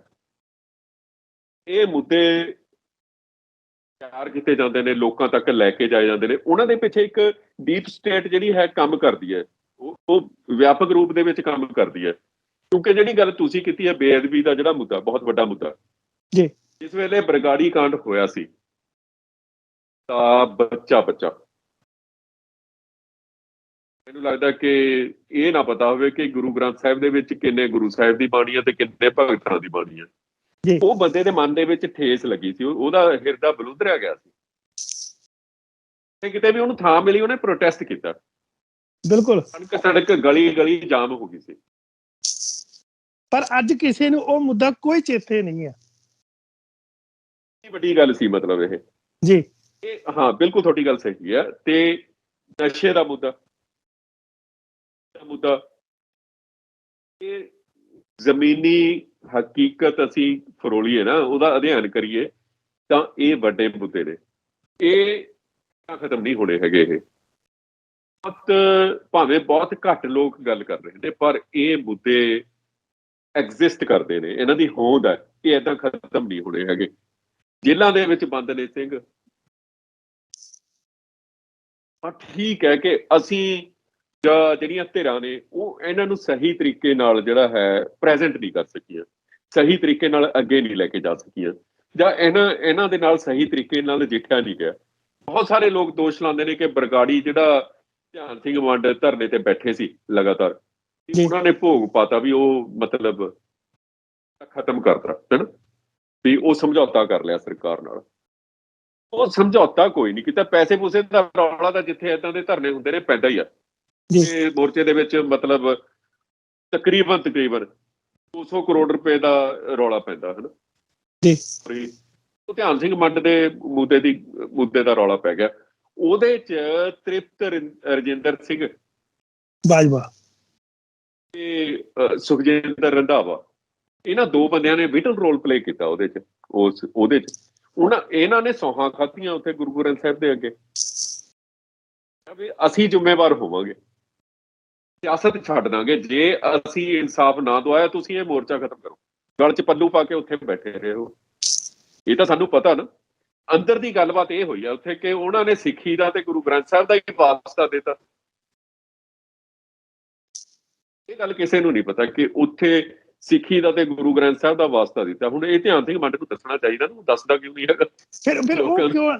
ਹਾਂ ਵੀ ਉਹ ਹੁਣ ਦੇਖੋ ਵੋਟਾਂ ਦੇ ਟਾਈਮ ਉਹ ਕਿਸੇ ਨੂੰ ਜਿਵੇਂ ਸੁਖਜਿੰਦਰ ਰੰਧਾਵਾ, ਤ੍ਰਿਪਤ ਜਿਹੜੇ ਹੈਗੇ ਆ, ਤ੍ਰਿਪਤ ਰਜਿੰਦਰ ਸਿੰਘ, ਉਹਨਾਂ ਨੂੰ ਸੱਦ ਰਹੇ ਆ ਅਕਾਲ ਤਖ਼ਤ ਤੇ ਵੀ ਆਓ ਤੁਹਾਨੂੰ ਪੇਸ਼ ਕਰਨ ਲਈ, ਜਦ ਕਿ ਇਹ ਕੋਈ ਅੱਜ ਦੇ ਸਮੇਂ 'ਚ ਇਹ ਕੋਈ ਬਹੁਤਾ ਐਗਜ਼ਿਸਟ ਨਹੀਂ ਕਰਦਾ। ਨਹੀਂ ਕਰਦਾ।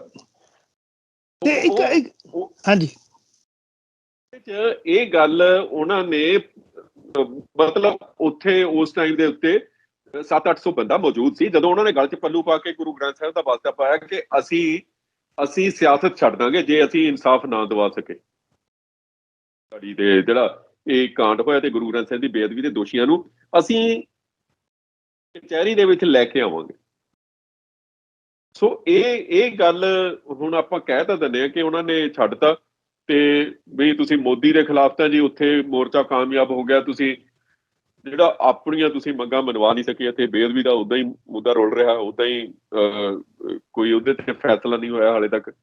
ਹੁਣ ਦਿੱਲੀ ਤੇ ਪੰਜਾਬ ਦੇ ਮਾਹੌਲ ਵੱਖਰੋ ਵੱਖਰੇ ਨੇ। ਜਦੋਂ ਤੁਸੀਂ ਪੰਜਾਬ ਸਰਕਾਰ ਦੇ ਖਿਲਾਫ ਕੋਈ ਵੀ ਮੋਰਚਾ ਲਾਉਂਦੇ ਹੋ ਹਾਲੇ ਤੱਕ ਇਹ ਕਾਮਯਾਬ ਨਹੀਂ ਹੋਇਆ ਕੋਈ ਵੀ। ਤਕਰੀਬਨ ਇਹਨਾਂ ਨੂੰ ਗੋਲ ਮੋਲ ਕਰ ਦਿੱਤਾ ਜਾਂਦਾ ਜਾਣ ਕੇ। ਹੁਣ ਇਹ ਗੱਲ ਨੂੰ ਸਮਝਣਾ ਚਾਹੀਦਾ ਕਿ ਸਟੇਟ ਜਿਹੜੀ ਹੈ ਸੈਂਟਰ ਦੇ ਵਿੱਚ ਹੈ, ਕੇਂਦਰ ਆ ਜਿਹੜਾ, ਕਦੇ ਵੀ ਪੰਜਾਬ ਸਰਕਾਰ ਦੀ ਪਿੱਠ ਨਹੀਂ ਲੱਗਣ ਦੇਣਾ ਚਾਹੁੰਦਾ ਕਿਉਂਕਿ ਪੰਜਾਬ ਦੇ ਵਿੱਚ ਦੇਖੋ ਸਿੱਧਾ ਸੈਂਟਰ ਗੌਰਮੈਂਟ ਦਾ ਰਾਜ ਹੁੰਦਾ ਭਾਵੇਂ ਮੁੱਖ ਮੰਤਰੀ ਕੋਈ ਵੀ ਹੋਵੇ।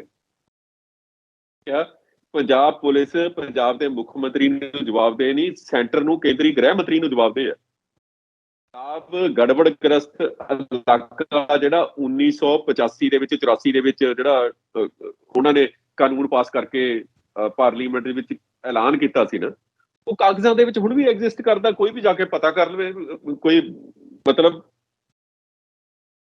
ਹਾਂ ਇੱਕ ਬਿਲਕੁਲ ਸੱਚੀ ਗੱਲ ਹੈ, ਕੋਈ ਝੁਠਲਾ ਨਹੀਂ ਸਕਦਾ। ਇਹ ਗੱਲ ਨਹੀਂ ਕਰਦੇ ਹੈਗੇ, ਇਹਨਾਂ ਦੇ ਉੱਤੇ ਦਬਾਅ ਹੁੰਦਾ, ਏਜੰਸੀਆਂ ਦਾ ਦਬਾਅ ਹੁੰਦਾ, ਇਹ ਡਰਦੇ ਨੇ। ਲਾਲਚ ਵਾਲੀ ਕੋਈ ਗੱਲ ਨਹੀਂ ਹੈਗੀ ਇਹਨਾਂ ਨੂੰ। ਲਾਲਚ ਦੇ ਕੇ ਹਰਪਾਲ ਸਿੰਘ ਨੂੰ ਜਾਂ ਸੁਰਿੰਦਰ ਸਿੰਘ ਨੂੰ ਜਾਂ ਕਿਸੇ ਦੂਜੇ ਤੀਜੇ ਲੀਡਰ ਨੂੰ ਜਾਂ ਹੋਰ ਕਿਸੇ ਪੱਤਰਕਾਰ ਨੂੰ ਖਰੀਦ ਨਹੀਂ ਸਕਦਾ ਹੁੰਦਾ। ਸਭ ਦੇ ਬਰਾਬਰ ਨੇ। ਸਾਡੇ ਮਨ 'ਚ ਹੁਣ ਰਾਜ ਕਰਨ ਦੇ ਤਾਂ ਅਸੀਂ ਵੀ ਲਾਲਚੀ ਹਾਂ ਜੀ। ਅਸੀਂ ਵੀ ਉੱਪਰ ਸਿੰਘਾਸਣ ਦੇ ਉੱਤੇ ਬੈਠਣਾ ਚਾਹੁੰਦੇ ਹਾਂ। ਲਾਲਚ ਸਾਰਿਆਂ 'ਚ ਹੋਣਾ ਚਾਹੀਦਾ। ਮੈਂ ਤਾਂ ਕਹਿੰਦਾ ਵੀ ਸਾਰੇ ਪੰਜਾਬੀਆਂ ਦੇ ਵਿੱਚ, ਸਿੱਖਾਂ ਦੇ ਵਿੱਚ ਹੋਣਾ ਚਾਹੀਦਾ। ਡਰ ਹੈ ਇੱਕ ਇਹੋ ਜਿਹੀ ਚੀਜ਼ ਜਿਸ ਨੂੰ ਅਸੀਂ ਡੀਕੋਡ ਨਹੀਂ ਕਰ ਸਕਦੇ ਹੈਗੇ। ਕਿਸੇ ਦੇ ਲੀਡਰ ਦੇ ਅੰਦਰ ਕਿਹੜਾ ਡਰ ਹੈ, ਸਿਸਟਮ ਦੀਆਂ ਜਾਂ ਕਿਸੇ ਵੱਡੇ ਲੀਡਰ ਦੀਆਂ ਜਾਂ ਕਿਸੇ ਵੱਡੀ ਪਾਰਟੀ ਦੀਆਂ ਮਤਲਬ ਅਧੀਨਗੀਆਂ ਕਿਉਂ ਕਬੂਲ ਕਰਦਾ? ਉਹ ਕਿਹੜੇ ਡਰ ਨੇ? ਕੋਈ ਨਾ ਕੋਈ ਡਰ ਹੁੰਦੇ ਨੇ ਉਹਨਾਂ ਦੀਆਂ, ਕੋਈ ਨਾ ਕੋਈ ਮਜਬੂਰੀਆਂ ਹੁੰਦੀਆਂ ਨੇ, ਆਪਣਾ ਕੋਈ ਨਾ ਕੋਈ ਗਰਜਾਂ ਇਹਨਾਂ ਦੀਆਂ ਹੁੰਦੀਆਂ ਨੇ। ਇਹ ਗਰਜਾਂ ਦੇ ਕਰਕੇ ਹੁੰਦੇ। ਹੁਣ ਅਸੀਂ ਸਵਾਲ ਇੱਕ ਸਵਾਲ ਸੀ ਸੁਰਿੰਦਰ ਸਿੰਘ, ਹਾਂ ਤੁਸੀਂ ਯਾਦ ਰੱਖਿਓ ਸਵਾਲ। ਇਹ ਜਿੰਨੇ ਵੀ ਲੀਡਰ ਪਾਰਟੀਆਂ ਛੱਡ ਕੇ ਉਧਰਲੀਆਂ ਜਾਂ ਦੂਜੀ ਤੀਜੀ ਪਾਰਟੀ ਦੇ ਵਿੱਚ ਗਏ ਨੇ, ਉਧਰੋਂ ਇੱਧਰ ਗਏ ਨੇ, ਇਹ ਲਾਲਚ ਨਹੀਂ ਹੈ ਜੀ, ਇਹ ਡਰ ਹੈ। ਕੋਈ ਇਹ ਡਰ ਹੈ। ਮੀਤ ਸੋਢੀ ਕਾਂਗਰਸ ਛੱਡ ਕੇ, ਕਾਂਗਰਸ ਇੱਕ ਨੈਸ਼ਨਲ ਪਾਰਟੀ ਹੈ, ਬੀਜੇਪੀ ਨਾਲ ਤਾਂ ਕੁੱਤੇ ਖਾਣੀ ਹੋਈ ਜਾਂਦੀ ਹੈ। ਬੀਜੇਪੀ ਦੇ ਲੀਡਰਾਂ ਨਾਲ ਉਸ ਪਾਰਟੀ 'ਚ ਕਿਉਂ ਜਾਊਗਾ? ਹਰਿੰਦਰ ਕਾਲੋਂ ਉੱਤੇ ਫੈਡਰੇਸ਼ਨ ਦਾ ਕਨਵੀਨਰ ਸੀ, ਕਿੰਨਾ ਵੱਡਾ ਨੇਤਾ ਸੀ ਜੀ, ਉਹ ਬੰਦਾ RSS ਦੇ ਵਿੱਚ ਕਿਉਂ ਜਾਊਗਾ? ਹੋਰ ਜਿਹੜੇ ਸਿੰਘ RSS ਦੇ ਵਿੱਚ, ਬੀਜੇਪੀ ਦੇ ਵਿੱਚ ਕਿਉਂ ਜਾਊਗਾ? ਬੀਜੇਪੀ ਦੇ ਵਿੱਚ ਕਿਉਂ ਜਾਣਗੇ? ਠੀਕ ਹੈ ਨਾ। ਤੁਸੀਂ ਦੇਖੋ ਵੀ ਬਹੁਤ ਦੇਰ ਦੀ ਗੱਲ ਹੈ ਵੀ ਜਦੋਂ ਤੁਹਾਡੀ ਆਵਾਜ਼ ਕੱਟ ਗਈ ਸੀ, ਥੋੜੇ ਦੁਬਾਰੇ ਬੋਲੋਗੇ ਪਲੀਜ਼? ਇਹ ਲੋਕ ਜਿਹੜੇ ਸਾਰੇ ਬੀਜੇਪੀ 'ਚ ਜਾ ਰਹੇ ਨੇ ਜੀ, ਇਹਨਾਂ ਨੂੰ ਪਤਾ ਹੈ ਕਿ ਬੀਜੇਪੀ ਦਾ ਆਧਾਰ ਨਹੀਂ ਹੈ ਪੰਜਾਬ ਦੇ ਵਿੱਚ, ਚੱਲਣੀ ਹੈਗੀ। ਇਹ ਬੀਜੇਪੀ 'ਚ ਫੇਰ ਵੀ ਜਾ ਰਹੇ ਨੇ। ਕੈਪਟਨ ਅਮਰਿੰਦਰ ਸਿੰਘ ਦੇ ਉੱਤੇ 4.5 ਸਾਲ ਇਹੀ ਦੋਸ਼ ਲੱਗਦਾ ਰਿਹਾ ਵੀ ਇਹ 25-75 ਵਾਲੀ ਗੇਮ ਕਰਕੇ ਬਾਦਲ ਦਲ ਨੂੰ ਵੀ ਬਚਾਉਂਦੇ ਰਹੇ ਤੇ ਸੈਂਟਰ ਦੇ ਨਾਲ ਵੀ ਮਿਲ ਕੇ ਰਹੇ। ਤੇ 4.5 ਸਾਲ ਕਾਂਗਰਸ ਦੀ ਸੀਟ ਤੇ ਮੁੱਖ ਮੰਤਰੀ ਬਣਨ ਤੋਂ ਬਾਅਦ ਉਹਨਾਂ ਦਾ ਭਾਜਪਾ ਦੇ ਨਾਲ ਰਲਗੱਡ ਹੋਣਾ, ਇਹ ਇੱਕ ਡਰ ਦੀ ਨੀਤੀ ਹੈ। ਫਿਰ ਤੁਹਾਡਾ ਕਹਿਣ ਦਾ ਮਤਲਬ ਕੋਈ ਨਾ ਕੋਈ ਵਿੱਚ ਡਰ ਹੈ? ਬਿਲਕੁਲ ਡਰ ਹੈ ਜੀ ਇਹਨਾਂ ਦੇ। ਇਹ ਤਾਂ ਸਪਸ਼ਟ ਹੈ, ਕੈਪਟਨ ਅਮਰਿੰਦਰ ਸਿੰਘ ਦਾ ਤਾਂ ਸਪਸ਼ਟ ਹੈ, ਸਾਰਾ ਕੁਝ ਸਾਰਿਆਂ ਨੂੰ ਪਤਾ ਹੈ। ਇਹ ਤਾਂ ਚਿੱਟੇ ਦਿਨ ਵਾਂਗੂ ਹੈ ਕਿ ਉਹਨਾਂ ਦਾ ਮੁੰਡਾ ਜਿਹੜਾ ਰਾਣਿੰਦਰ ਹੈ, ਪਰਨੀਤ ਕੌਰ, ਉਹਨਾਂ ਦੇ ਜਿਹੜੇ ਹਵਾਲਾ ਮਾਮਲੇ ਨਾਲ ਸੰਬੰਧਿਤ ਜਿਹੜੇ ਕੇਸ ਨੇ, ਉਹਨਾਂ ਦਾ ਡਰ ਹੈ। ਹੁਣ ਅੱਜ ਦੀ ਗੱਲ ਹੈ ਹਨਾ, ਸੌਰੀ ਕੱਲ ਸ਼ਾਮ ਦੀ ਗੱਲ ਹੈ ਜੀ, ਕਿ ਨਵਜੋਤ ਸਿੱਧੂ ਦਾ ਜਿਹੜਾ ਪਟਿਆਲੇ ਵਾਲਾ ਕੇਸ ਹੈ, 1988 ਵਾਲਾ। ਰਾਮ ਸਿੰਘ ਨਾਂ ਦਾ ਬੰਦਾ, ਉਹ ਹੱਥੋਂ ਪਾਈ ਦੇ ਵਿੱਚ ਉਹਦੀ ਡੈਥ ਹੋ ਗਈ ਸੀ ਹਾਰਟ ਅਟੈਕ ਦੇ ਨਾਲ। ਜੀ ਸੁਪਰੀਮ ਕੋਰਟ ਨੇ ਉਹਨੂੰ ਬਰੀ ਕੀਤਾ ਹੋਇਆ, ਜੀ, ਜਾਰੀ ਹੋ ਗਏ ਉਹਨੂੰ। ਇਹ ਕੀ ਹੈ ਕਿ ਮੈਂ ਉਹਦੇ ਨਾਲ ਮੈਨੂੰ ਨਹੀਂ ਲੱਗ, ਮੇਰੇ ਵਖਰੇਵੇਂ ਨੇ। ਜੀ, ਸਿੱਧੂ ਨੂੰ ਕੋਈ ਬਾਹਲਾ ਵਧੀਆ ਲੀਡਰ ਨਹੀਂ ਸਮਝਦਾ ਜੀ, ਅਮਰਿੰਦਰ ਸਿੰਘ ਨੂੰ ਕੋਈ ਬਾਹਲਾ ਵਧੀਆ ਲੀਡਰ ਨਹੀਂ ਸਮਝਦਾ। ਪਰ ਇਹ ਮਤਲਬ ਕੀ ਹੋ ਰਿਹਾ ਹੈ, ਉਹਨੂੰ ਕੱਲ ਸਮਝ ਜਾਰੀ ਹੋਏ ਨੇ। ਤੁਸੀਂ ਇਹ ਦੇਖੋ ਨਾ ਕਿ ਇਹ ਸਿਸਟਮ ਵਰਕ ਕਿਵੇਂ ਕਰ ਰਿਹਾ।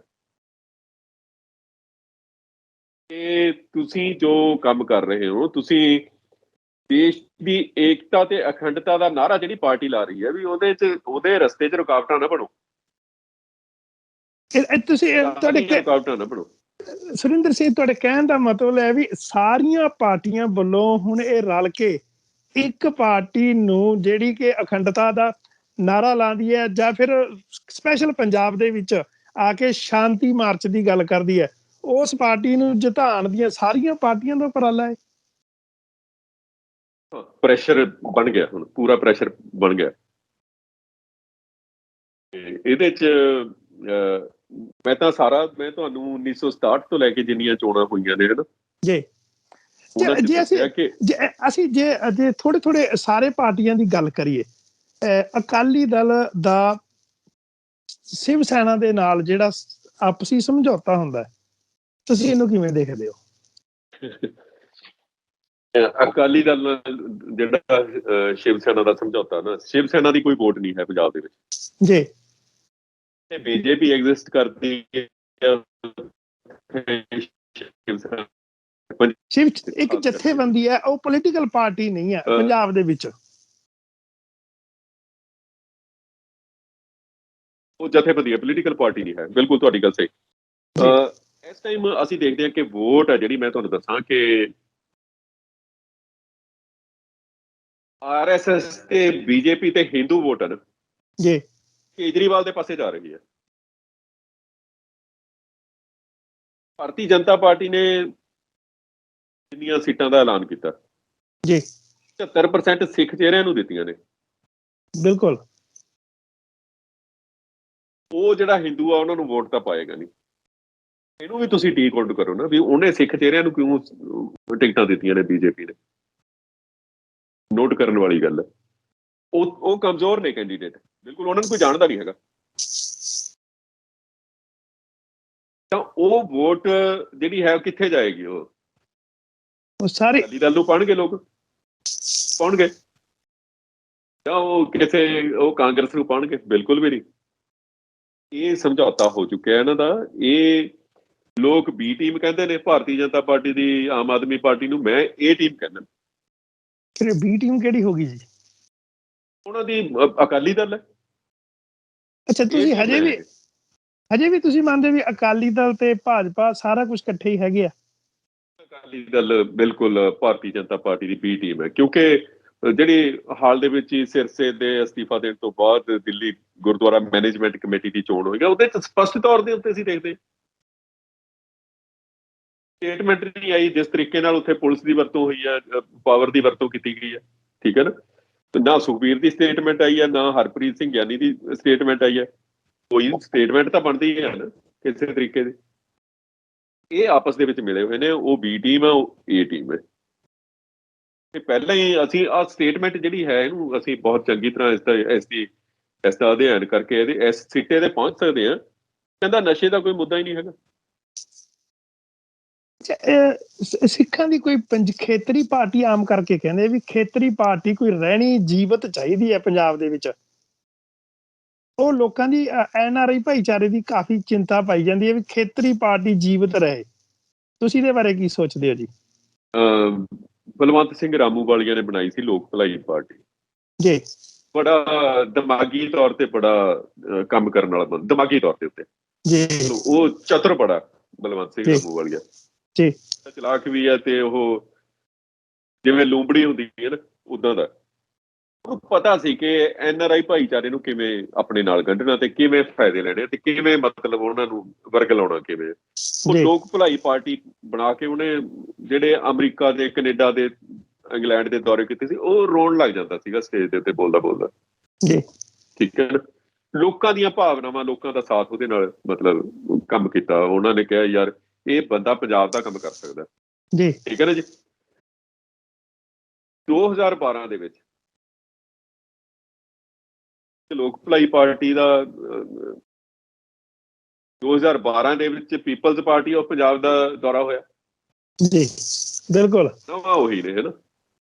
ਮੇਰੀਆਂ ਤਾਂ ਸਾਡੇ ਜਿਹੜੇ ਪ੍ਰਵਾਸੀ ਵੀਰ ਨੇ ਸਾਰਿਆਂ ਦੀਆਂ ਭਾਵਨਾਵਾਂ ਉਹੀ ਨੇ ਨਾ, ਚੜ੍ਹਾਂ ਉੱਥੇ ਨੇ ਸਾਡੀਆਂ।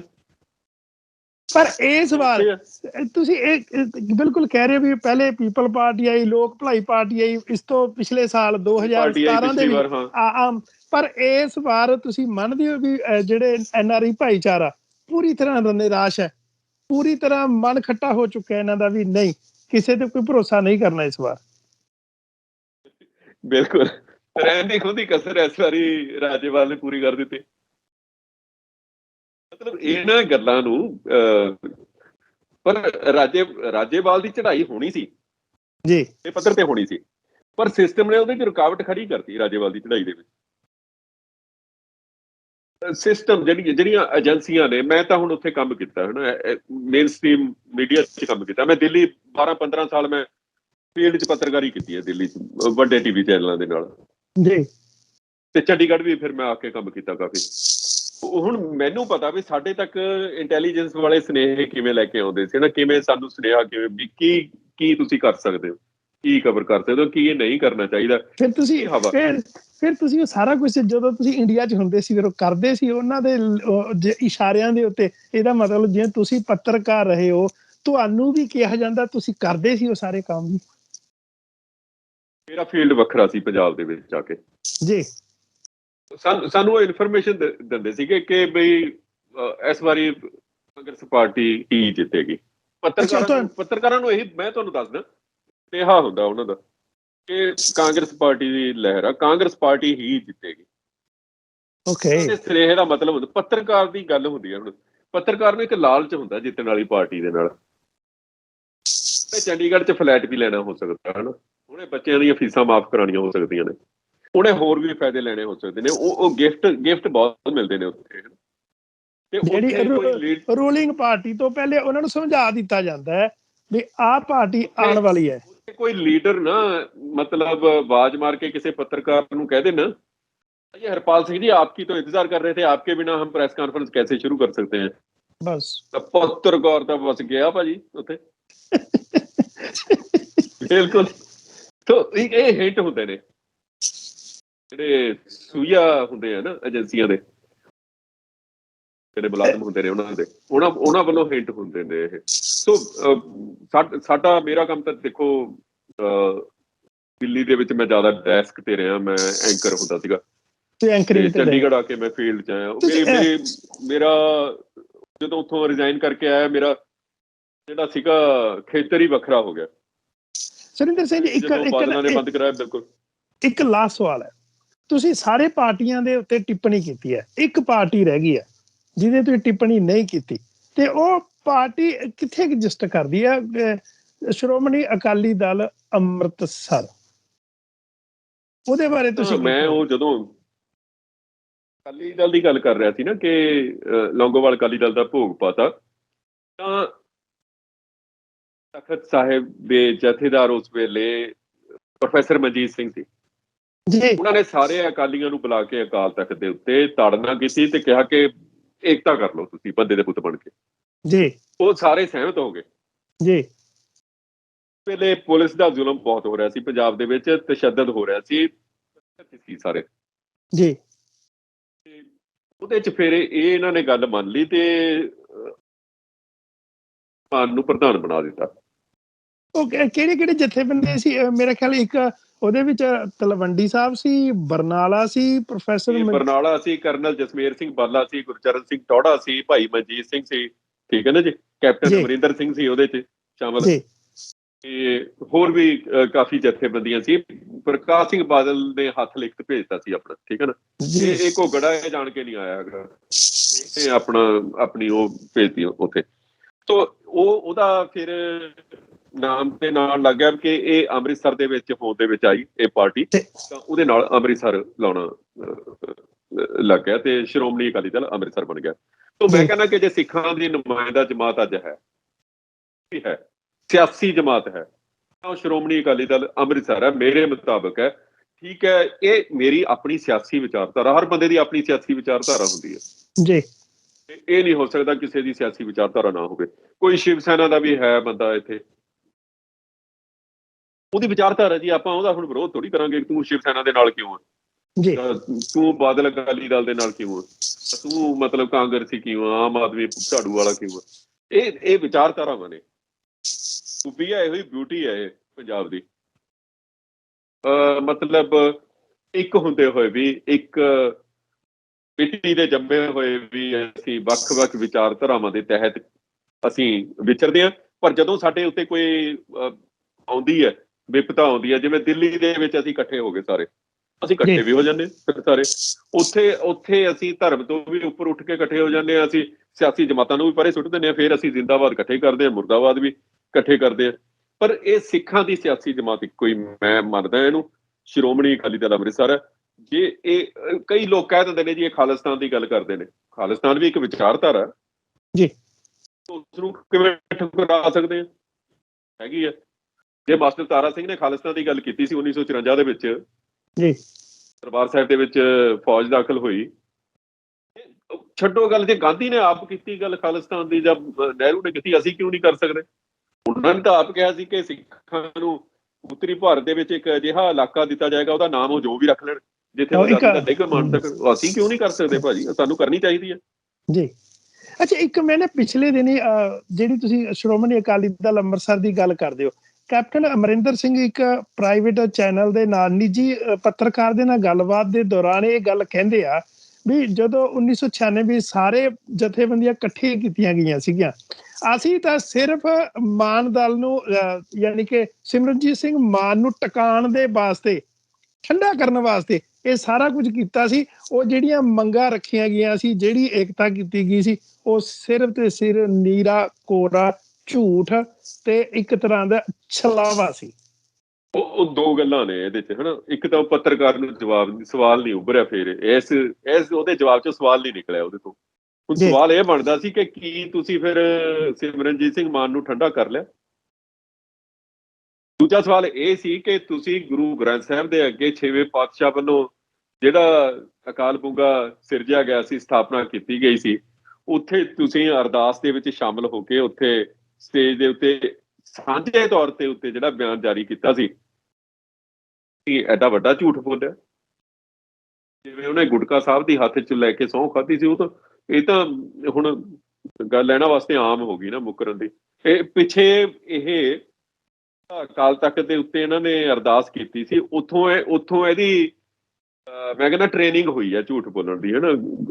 ਗੁਰਬਾਣੀ ਨੂੰ ਲੈ ਕੇ ਜਾਂ ਗੁਟਕਾ ਸਾਹਿਬ ਹੱਥ 'ਚ ਲੈ ਕੇ ਜਾਂ ਮਹਾਰਾਜ ਦੇ ਅੱਗੇ ਹਜ਼ੂਰੀ ਦੇ ਵਿੱਚ ਅਰਦਾਸ ਕਰਨ। ਹੁਣ ਤਾਂ ਇੱਕ ਹੋਰ ਵੀ ਬੜਾ ਤਗੜਾ ਰਿਵਾਜ ਚੱਲ ਪਿਆ ਵੀ ਜੇਕਰ ਅਸੀਂ ਬੇਅਦਬੀ ਕੀਤੀ ਹੈ, ਜੇਕਰ ਕਿਸੇ ਨੇ ਚਿੱਟਿਆ ਵੇਚਿਆ, ਉਹਦਾ ਕੱਖ ਨਾ ਰਹੇ। ਇੱਕ ਨਵਾਂ ਇਹ ਵੀ ਟ੍ਰੈਂਡ ਚੱਲਿਆ ਅੱਜ ਕੱਲ। ਉਹ ਕੱਖ ਕੁੱਖ ਰੱਖੇ ਵੇ ਹੁਣੇ ਇਹਨਾਂ ਨੇ ਘਰੇ, ਉਹ ਮਹਾਰਾਜ ਨੂੰ ਕਹਿ ਦਿੰਦੇ ਹੁਣੇ ਵੀ ਉਹ ਕੱਖ ਨਾ ਰਹੇ। ਪੱਠਿਆਂ ਨੂੰ ਵੀ ਕੱਖ ਕਹਿ ਦਿੰਦੇ, ਵੀ ਡੰਗਰਾਂ ਨੂੰ ਕੱਖ ਕੱਢਾ ਕਰ ਦਿਓ, ਕੱਖ ਨਾ ਰਹੇ। ਦੁੱਧ ਮੁੱਲ ਦਾ ਲੈ ਲਿਆ ਕਰਨਗੇ ਇਹ, ਚਤੁਰ ਚਲਾਕ ਨੇ ਜੀ ਇਹ। ਅੱਗੇ ਵੀ ਏਦਾਂ ਚੁੱਪ ਚੁਪੀਤੇ ਬੇਨਤੀਆਂ ਕਰ ਦਿੰਦੇ ਹੋਣਗੇ ਵੀ ਹੋਰ ਕੁਝ ਵਿਗੜੇ ਨਾ, ਪਰ ਜਿਹੜਾ ਅਸੀਂ ਕੱਖ ਰੱਖਿਆ ਹੋਇਆ ਨਾ ਉਹ ਨਾ ਰਹੇ।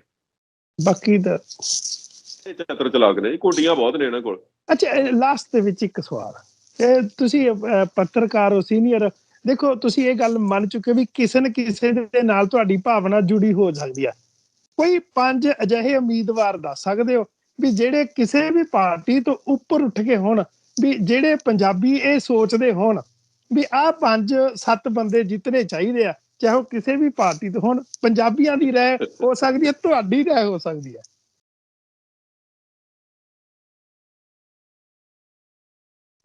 ਬੰਦੇ ਵਿੱਚ ਵਧੀਆ ਨੇ ਜਿਹੜੇ ਕੰਮ ਕਰਨ ਵਾਲੇ ਨੇ, ਕਿਸੇ ਨੇ ਚਾਹੀਦੇ ਨੇ। ਹਾਂਜੀ, ਕੋਈ ਮੈਂ ਸਪੈਸੀਫਿਕ? ਹਾਂਜੀ ਸਿਮਰਨਜੀਤ ਸਿੰਘ ਮਾਨ, ਸੁਖਪਾਲ ਸਿੰਘ ਖਹਿਰਾ, ਕਿਉਂਕਿ ਉਹਨੇ ਜੀ ਜੋ ਆਪਾ ਦੇ ਵਿੱਚ ਜਿਹੜੇ ਮੁੰਡੇ ਫੜੇ ਗਏ ਸੀ ਜਾਂ ਗੁਰੂ ਗ੍ਰੰਥ ਸਾਹਿਬ ਦੀ ਬੇਅਦਬੀ ਦੇ ਵਿਰੁੱਧ ਉਹਨੇ ਚੰਗੀ ਆਵਾਜ਼ ਉਠਾਈ ਹੈ। ਜੀ ਵਰਿੰਦਰ ਸਿੰਘ ਸੇਖੋਂ ਮੁੰਡਾ ਬਹੁਤ ਵਧੀਆ ਮੁੰਡਾ, ਸਮਰਾਲੇ ਤੋਂ ਖੜਾ ਹੋਇਆ ਹੈ। ਜੀ ਤੇ ਹੋਰ ਵੀ ਬਹੁਤ ਵਧੀਆ ਉਮੀਦਵਾਰ ਹੈਗੇ ਨੇ ਉਹਨਾਂ ਨੂੰ ਵਿੱਚ, ਜਿਹੜੇ ਪਾਰਟੀ ਤੋਂ ਅਲੱਗਾ ਅਸੀਂ ਗੱਲਬਾਤ ਉਹਨਾਂ ਦੀ ਕਰ ਸਕਦੇ ਹਾਂ, ਵਧੀਆ ਹੈ ਨੇ। ਮੈਂ ਪਿੱਛੇ ਜੇ ਤੁਹਾਡੀ ਗੱਲ ਤੇ ਸੋਚ ਰਿਹਾ ਸੀ ਵੀ ਯਾਰ ਬਾਦਲ ਅਕਾਲੀ ਦਲ ਦਾ ਕੋਈ ਏਦਾਂ ਦਾ ਬੰਦਾ ਹੈ ਜਿਹਦੀ ਅਸੀਂ ਖੁੱਲ ਕੇ ਸਪੋਰਟ ਕਰ ਸਕੀਏ। ਮੈਂ ਲੱਭਣੇ ਸ਼ੁਰੂ ਕੀਤੇ ਹਨ। ਅੱਛਾ ਜੀ। ਇੱਕ ਵੇਲੇ ਮੈਨੂੰ ਮਤਲਬ ਕੋਈ, ਮੈਂ ਕੋਸ਼ਿਸ਼ ਕੀਤੀ ਵੀ ਮੈਂ ਪਾ ਦਾਂਗਾ, ਪੋਸਟ ਪਾਵਾਂਗਾ ਕੋਈ ਕਿ ਬਾਦਲ ਅਕਾਲੀ ਦਲ ਦਾ ਇਹ ਬੰਦਾ ਬਹੁਤ ਵਧੀਆ, ਵੀ ਇਹਨੂੰ ਵੋਟਾਂ ਪਾ ਕੇ ਜਿਤਾਓ ਤੁਸੀਂ, ਹੈ ਨਾ। ਮੈਨੂੰ ਸੱਚੀ ਨਹੀਂ ਮਿਲਿਆ ਹੈਗਾ ਮੈਨੂੰ ਕੋਈ, ਮਤਲਬ ਕੋਈ ਸ਼ਰਾਬ ਦਾ ਠੇਕੇਦਾਰ ਹੈ, ਕੋਈ ਰੀਅਲ ਐਸਟੇਟ ਦੇ ਵਿੱਚ ਲੱਗਿਆ ਹੋਇਆ ਵਪਾਰੀ ਹੈ, ਕੋਈ ਕਿਸੇ ਤਰ੍ਹਾਂ ਹੈ ਨਾ, ਪੰਥਕ ਵਾਲਾ ਮੈਨੂੰ ਕੋਈ ਲੱਗਿਆ ਨਹੀਂ ਹੈ ਵੀ ਕਿਸੇ ਤਰ੍ਹਾਂ। ਕੋਈ ਦਲ ਬਦਲੂ ਆ, ਦਲ ਬਦਲੂ ਨੂੰ ਵੀ ਮੈਂ ਵਧੀਆ ਬੰਦਾ ਨਹੀਂ ਮੰਨਦਾ ਹੈਗਾ ਜੀ, ਕੋਈ ਜਿਹੜਾ ਵੀ ਲਾਲਚ ਦੇ ਤਹਿਤ ਜਾਂ ਆਪਣੇ ਵਿਚਾਰਧਾਰਾ ਨੂੰ ਛੱਡ ਕੇ ਦੂਜੀ ਪਾਰਟੀ 'ਚ ਚਲਾ ਜਾਵੇ, ਉਹ ਵੀ ਮੈਂ ਕੋਈ ਇੰਨਾ ਉਹਨੂੰ ਸਹੀ ਨਹੀਂ ਮੰਨਦਾ ਹੈਗਾ। ਪਾਰਟੀ ਕੋਈ ਜਿਹੜੀ ਫੜ ਲਈ ਜਾਂ ਸਟੈਂਡ ਤੁਸੀਂ ਵਿਚਾਰਧਾਰਾ ਤੇ ਖੜੇ ਹੋ, ਤੁਹਾਨੂੰ ਖੜਨਾ ਚਾਹੀਦਾ। ਇਹ ਤੁਸੀਂ ਮਾੜੀ ਥਾਂ ਵੀ ਸਟੈਂਡ ਲੈ ਲੈ, ਤੁਸੀਂ ਲੋਕਾਂ 'ਚ ਕਹਿ ਨਾ ਸਕੋ ਵੀ ਮੈਂ ਅੜਿਆ, ਮੈਂ ਖੜਿਆ। ਜਾਂ ਪਾਰਟੀ ਕਮਜ਼ੋਰ ਹੈ ਜਾਂ ਛੋਟੀ ਹੈ ਜਾਂ ਉਹਦੇ ਕੋਲ ਇੰਨੇ ਅਸਾਸੇ ਨਹੀਂ ਹੈਗੇ, ਰਿਸੋਰਸਿਸ ਨਹੀਂ ਹੈਗੇ, ਫੰਡ ਨਹੀਂ ਹੈਗੇ ਇੰਨੇ, ਜਾਂ ਲੋਕਾਂ ਦੇ ਵਿੱਚ ਉਹਦੀ ਗੱਲ ਨਹੀਂ ਹੈਗੀ, ਉਸ ਕਰਕੇ ਤੁਸੀਂ ਇਹ ਨਾ ਕਰੋ ਵੀ ਤੁਸੀਂ ਛੱਡ ਕੇ ਕਿਤੇ ਹੋਰ ਘਰ ਚਲੇ ਜਾਓ। ਤੁਸੀਂ ਇਹ ਗੱਲ ਦਲ ਬਦਲੂਆਂ ਦੀ ਗੱਲ ਕੀਤੀ ਹੈ। ਮੈਂ ਤਾਂ ਇਹ ਵੀ ਸੁਣਿਆ ਕਿਸੇ ਕੋਲੋਂ ਵੀ ਜਿਹੜੇ ਦਲ ਬੇਸ਼ੱਕ ਜਿੰਨੇ ਮਰਜ਼ੀ ਬਦਲੋ, ਪਰ ਤੁਹਾਡੀ ਜਿਹੜੀ ਵਿਚਾਰਧਾਰਾ ਹੈਗੀ ਆ ਉਹ ਨਹੀਂ ਬਦਲਣੀ ਚਾਹੀਦੀ। ਵੀ ਤੁਸੀਂ ਕਿਸੇ ਮਰਜ਼ੀ ਪਾਰਟੀ ਚੱਲ ਜਾਓ, ਜਿਹੜੇ ਤੁਹਾਡੀ ਸੋਚ, ਜਿਹੜਾ ਤੁਹਾਡਾ ਨਜ਼ਰੀਆ ਹੈਗਾ, ਉਸ ਨੂੰ ਤੁਸੀਂ ਉੱਥੇ ਹੀ ਕਾਮਯਾਬ ਰੱਖੋ, ਉੱਥੇ ਹੀ ਖੜੇ ਰਹੋ। ਸਟੈਂਡ ਤੁਹਾਡਾ ਹੋਣਾ ਚਾਹੀਦਾ, ਜਿਹੜੀ ਸੋਚ ਦਾ ਸਟੈਂਡ। ਨਹੀਂ ਫਿਰ ਤੁਸੀਂ ਕੰਮ ਨਹੀਂ ਕਰ ਸਕਦੇ, ਫਿਰ ਤੁਸੀਂ ਘਰ ਬੈਠਣਾ ਚਾਹੀਦਾ ਤੁਹਾਨੂੰ, ਜੇ ਤੁਸੀਂ ਕੰਮ ਹੀ ਨਹੀਂ ਕਰ ਸਕਦੇ। ਮਤਲਬ ਇੱਕ ਕੈਮਰੇ ਦਾ ਫਰੇਮ ਭਰਨ ਦੀ ਕੀ ਲੋੜ ਪੈ ਗਈ ਤੁਹਾਨੂੰ, ਘਰ ਬੈਠੋ ਆਰਾਮ ਨਾਲ, ਹੈ ਨਾ। ਤੇ ਬੱਚੇ ਪਾਲੋ ਆਪਣੇ, ਹੋਰ ਕੋਈ ਕੰਮ ਕਰ ਲਓ ਵਧੀਆ, ਰੇਤੇ ਦੀਆਂ ਖੱਡਾਂ ਦਾ ਕੋਈ ਕੰਮ ਕਰ ਲਓ, ਚੰਨੀ ਦੇ ਨਾਲ ਗੱਲ ਕਰ ਲਓ, ਜਾਂ ਜੇ ਖੱਡਾਂ ਤਾਂ ਉਹੀ ਨੇ, ਬੰਦੇ ਉਹੀ ਨੇ ਜੀ, ਆਦਰਾਂ ਵਾਲੇ ਬੰਦੇ ਨੇ ਖੱਡਾਂ ਤੇ ਜੀ। ਦੀ ਜਿਹੜੀ ਪ੍ਰਧਾਨਗੀ ਆ ਉਹ ਪਹਿਲਾਂ ਸੁਖਬੀਰ ਕੋਲ ਸੀ, ਹੁਣ ਮਤਲਬ ਚੰਨੀ ਕੋਲ ਹੈ। ਫਰਕ ਤਾਂ ਇੰਨਾ ਹੀ ਕੀ ਹੈ। ਫਿਰ ਆਉਣ ਵਾਲੇ ਕਿਹਦੇ ਕੋਲ ਜਾਊਗੀ ਜੀ? ਆਉਣ ਵਾਲੇ ਸਮੇਂ 'ਚ ਕਿਸ ਕੋਲ ਜਾ ਰਹੀ ਹੈ? ਸਿੰਘ ਦੀ ਸਰਕਾਰ ਵੇਲੇ ਵੀ ਉਹ ਲੌਬੀ ਕੰਮ ਕਰਦੀ ਰਹੀ ਖੱਡਾਂ ਤੇ। ਸਿੰਘ ਦੀ ਸਰਕਾਰ ਵੇਲੇ ਵੀ ਉਹੀ ਲੌਬੀ ਕੰਮ ਕਰਦੀ ਰਹੀ, ਤੇ ਬੱਸਾਂ ਉਹਨਾਂ ਦੀਆਂ ਉਸੇ ਤਰੀਕੇ ਨਾਲ ਜਾਂਦੀਆਂ ਰਹੀਆਂ। ਤੋ ਸਾਰਾ ਸਿਸਟਮ ਉਹੀ ਆ, ਉਸੇ ਤਰੀਕੇ ਨਾਲ ਵਰਕ ਕਰਨਾ। ਇਹ ਭਾਵੇਂ ਕੇਜਰੀਵਾਲ ਦੀ ਸਰਕਾਰ ਆ ਜੇ, ਭਾਵੇਂ ਕੋਈ ਸਰਕਾਰ ਆ ਜੇ, ਉਹਨਾਂ ਨੇ ਜੋ ਉਹਨਾਂ ਦੀ ਡਿਊਟੀ ਲਾਈ ਸੀ, ਜਾਂ ਜੋ ਉਹਨਾਂ ਦੀ ਜੌਬ ਸੀ ਬਾਦਲਾਂ ਦੀ, ਉਹਨਾਂ ਨੇ ਕੰਮ ਬਾਖੂਬ ਤਰੀਕੇ ਨਾਲ ਕੀਤਾ। ਜੋ ਉਹਨਾਂ ਦੀ ਜੌਬ ਲਾਈ ਸੀ, ਸੋ ਉਹਦਾ ਸਿਲਾ ਉਹਨਾਂ ਨੂੰ, ਉਹਦਾ ਇਨਾਮ ਤਾਂ ਮਿਲਣਾ ਹੀ ਮਿਲਣਾ। ਜਿੱਥੇ ਜਿੱਥੇ ਉਹਨਾਂ ਦੇ ਪੈਰ ਫਸੇ ਹੋਏ ਨੇ, ਉੱਥੇ ਪੈਰ ਫਸੇ ਰਹਿਣਗੇ ਉਹ ਜੀ। ਬਹੁਤੇ ਦਰਸ਼ਕਾਂ ਨੂੰ ਇਹ ਗੱਲਾਂ ਦਾ ਪਤਾ, ਪਰ ਉਹ ਕਈ ਵਾਰ ਸ਼ਬਦ ਨਹੀਂ ਮਿਲਦੇ, ਜਾਂ ਉਹ ਕਹਿੰਦੇ ਨੇ ਕਿ ਸਾਡੀ ਗੱਲ ਮੰਨਣੀ ਨਹੀਂ ਹੈਗੀ ਕਿਸੇ ਨੇ, ਵੀ ਅਸੀਂ ਇਸ ਤਰ੍ਹਾਂ ਗੱਲ ਕਰਾਂਗੇ ਤਾਂ ਕਿਸੇ ਨੇ ਮੰਨਣੀ ਨਹੀਂ, ਵੀ ਸਰਕਾਰ ਤਾਂ ਉਹਨਾਂ ਦੀ ਹੈ ਨਹੀਂ। ਇਹ ਤਾਂ ਜੇ ਹੁਣ ਚੰਨੀ ਦੀ ਸਰਕਾਰ ਆ, ਜਾਂ ਉਹ ਜਿਹੜਾ ਰਾਜਾ ਵੜਿੰਗ ਆ, ਉਹਨਾਂ ਦੀਆਂ ਬੱਸਾਂ ਤੇ ਛਾਪੇ ਮਰਵਾਈ ਜਾਂਦਾ, ਜੇ ਅੰਦਰ ਕਰਤਾ, ਇਹ ਕਰਤਾ, ਉਹ ਕਰਤਾ। ਉਹ ਸਤਹੀ ਤੌਰ ਦੇ ਉੱਤੇ ਦੇਖਣ ਲਈ ਆ ਸਾਰਾ ਕੁਛ, ਅੰਦਰੋਂ ਸਾਰਾ ਕੁਛ ਸੇਮ ਹੀ ਹੈ। ਹਰਪਾਲ ਸਿੰਘ ਜੀ ਸੇਮ ਹੈ, ਇੱਕੋ ਹੀ ਹੈ ਸਾਰਾ ਕੁਛ। ਸਿਰਫ ਤੁਸੀਂ ਮੁੱਦਿਆਂ ਤੋਂ ਗੱਲ ਸ਼ੁਰੂ ਕੀਤੀ ਸੀ, ਮੁੱਦਿਆਂ ਤੇ ਆ ਕੇ ਖਤਮ ਕਰਦੇ ਆ ਸਾਰਾ ਕੁਛ। ਅਸਲ ਜਿਹੜੇ ਮੁੱਦੇ ਨੇ ਉਹਨਾਂ ਨੂੰ ਦਬਾਉਣ ਲਈ ਹੈ। ਕਿਸੇ ਨੇ ਇਹ ਗੱਲ ਕਹੀ ਕਿ ਸਾਡੇ ਪਿੰਡ ਲਾਇਬ੍ਰੇਰੀ ਹੋਣੀ ਚਾਹੀਦੀ ਹੈ, ਕਿਸੇ ਨੇ ਇਹ ਗੱਲ ਕਹੀ ਕਿ ਸਾਡੇ ਪਿੰਡ ਨੂੰ ਇੰਟਰਨੈਟ ਨਾਲ ਜੋੜ ਦਿਓ, ਅਸੀਂ ਜਿਹੜੀ ਅੱਜ ਦੀ ਜਿਹੜੀ ਜਾਣਕਾਰੀ ਹੈ ਵਰਲਡ ਦੀ, ਵਿਸ਼ਵ ਦੀ, ਬਜ਼ੁਰਗਾਂ ਨੂੰ ਤੇ ਸਾਡੇ ਬੱਚਿਆਂ ਨੂੰ ਅਸੀਂ ਦਈਏ। ਚੱਲ ਹੈ, ਕੋਈ ਕਹਿੰਦਾ ਸਾਡੇ ਸ਼ਮਸ਼ਾਨ ਘਾਟ ਦੀ ਛੱਤ ਪਾ ਦਿਓ ਜੀ, ਕਹਿੰਦਾ ਕਿ ਸਾਨੂੰ ਪਿਛਲੀ ਵਾਰ ਆਟਾ ਦਾਲ ਨਹੀਂ ਮਿਲੀ ਹੈਗੀ, ਕੋਈ ਕਹਿੰਦਾ ਵੀ ਸਾਡੇ ਤਾਂ ਬਿੱਲ ਐਤਕੀ 5000 ਆ ਗਿਆ, ਸਾਡੇ ਤਾਂ, ਮਤਲਬ ਤੁਸੀਂ ਦੇਖੋ ਨਾ ਵੀ ਗੱਲਾਂ ਕਿੱਦਾਂ ਦੀਆਂ ਕਰ ਰਹੇ ਨੇ ਲੋਕ। ਤੁਹਾਡਾ ਜੀ ਉਹ ਜਾ ਕੇ ਰੱਖਦਾ। ਤੁਹਾਡਾ ਬਹੁਤ ਧੰਨਵਾਦ। ਤੁਸੀਂ ਬਹੁਤ ਸਮਾਂ ਕੱਢਿਆ ਅੱਜ ਪੰਜਾਬੀ ਲੋਕ ਚੈਨਲ ਲਈ। ਤੁਹਾਡੇ ਆਪਣੇ ਬਿਜੀ, ਤੁਸੀਂ ਮੈਨੂੰ ਪਤਾ ਬਹੁਤ ਮਸ਼ਰੂਫ ਰਹਿੰਦੇ ਹੋ ਕਈ ਹੋਰ ਕਾਰਜਾਂ ਦੇ ਵਿੱਚ। ਇੱਕ ਜਿਹੜਾ ਕਾਰਜ ਤੁਸੀਂ ਹੋਰ ਕਰਦੇ ਪਏ ਹੋ ਉਹਦੇ ਬਾਬਤ ਵੀ ਆਪਾਂ ਸੰਗਤਾਂ ਨੂੰ ਬੜੀ ਜਲਦੀ ਚਾਨਣਾ ਪਾਵਾਂਗੇ, ਦੱਸਾਂਗੇ।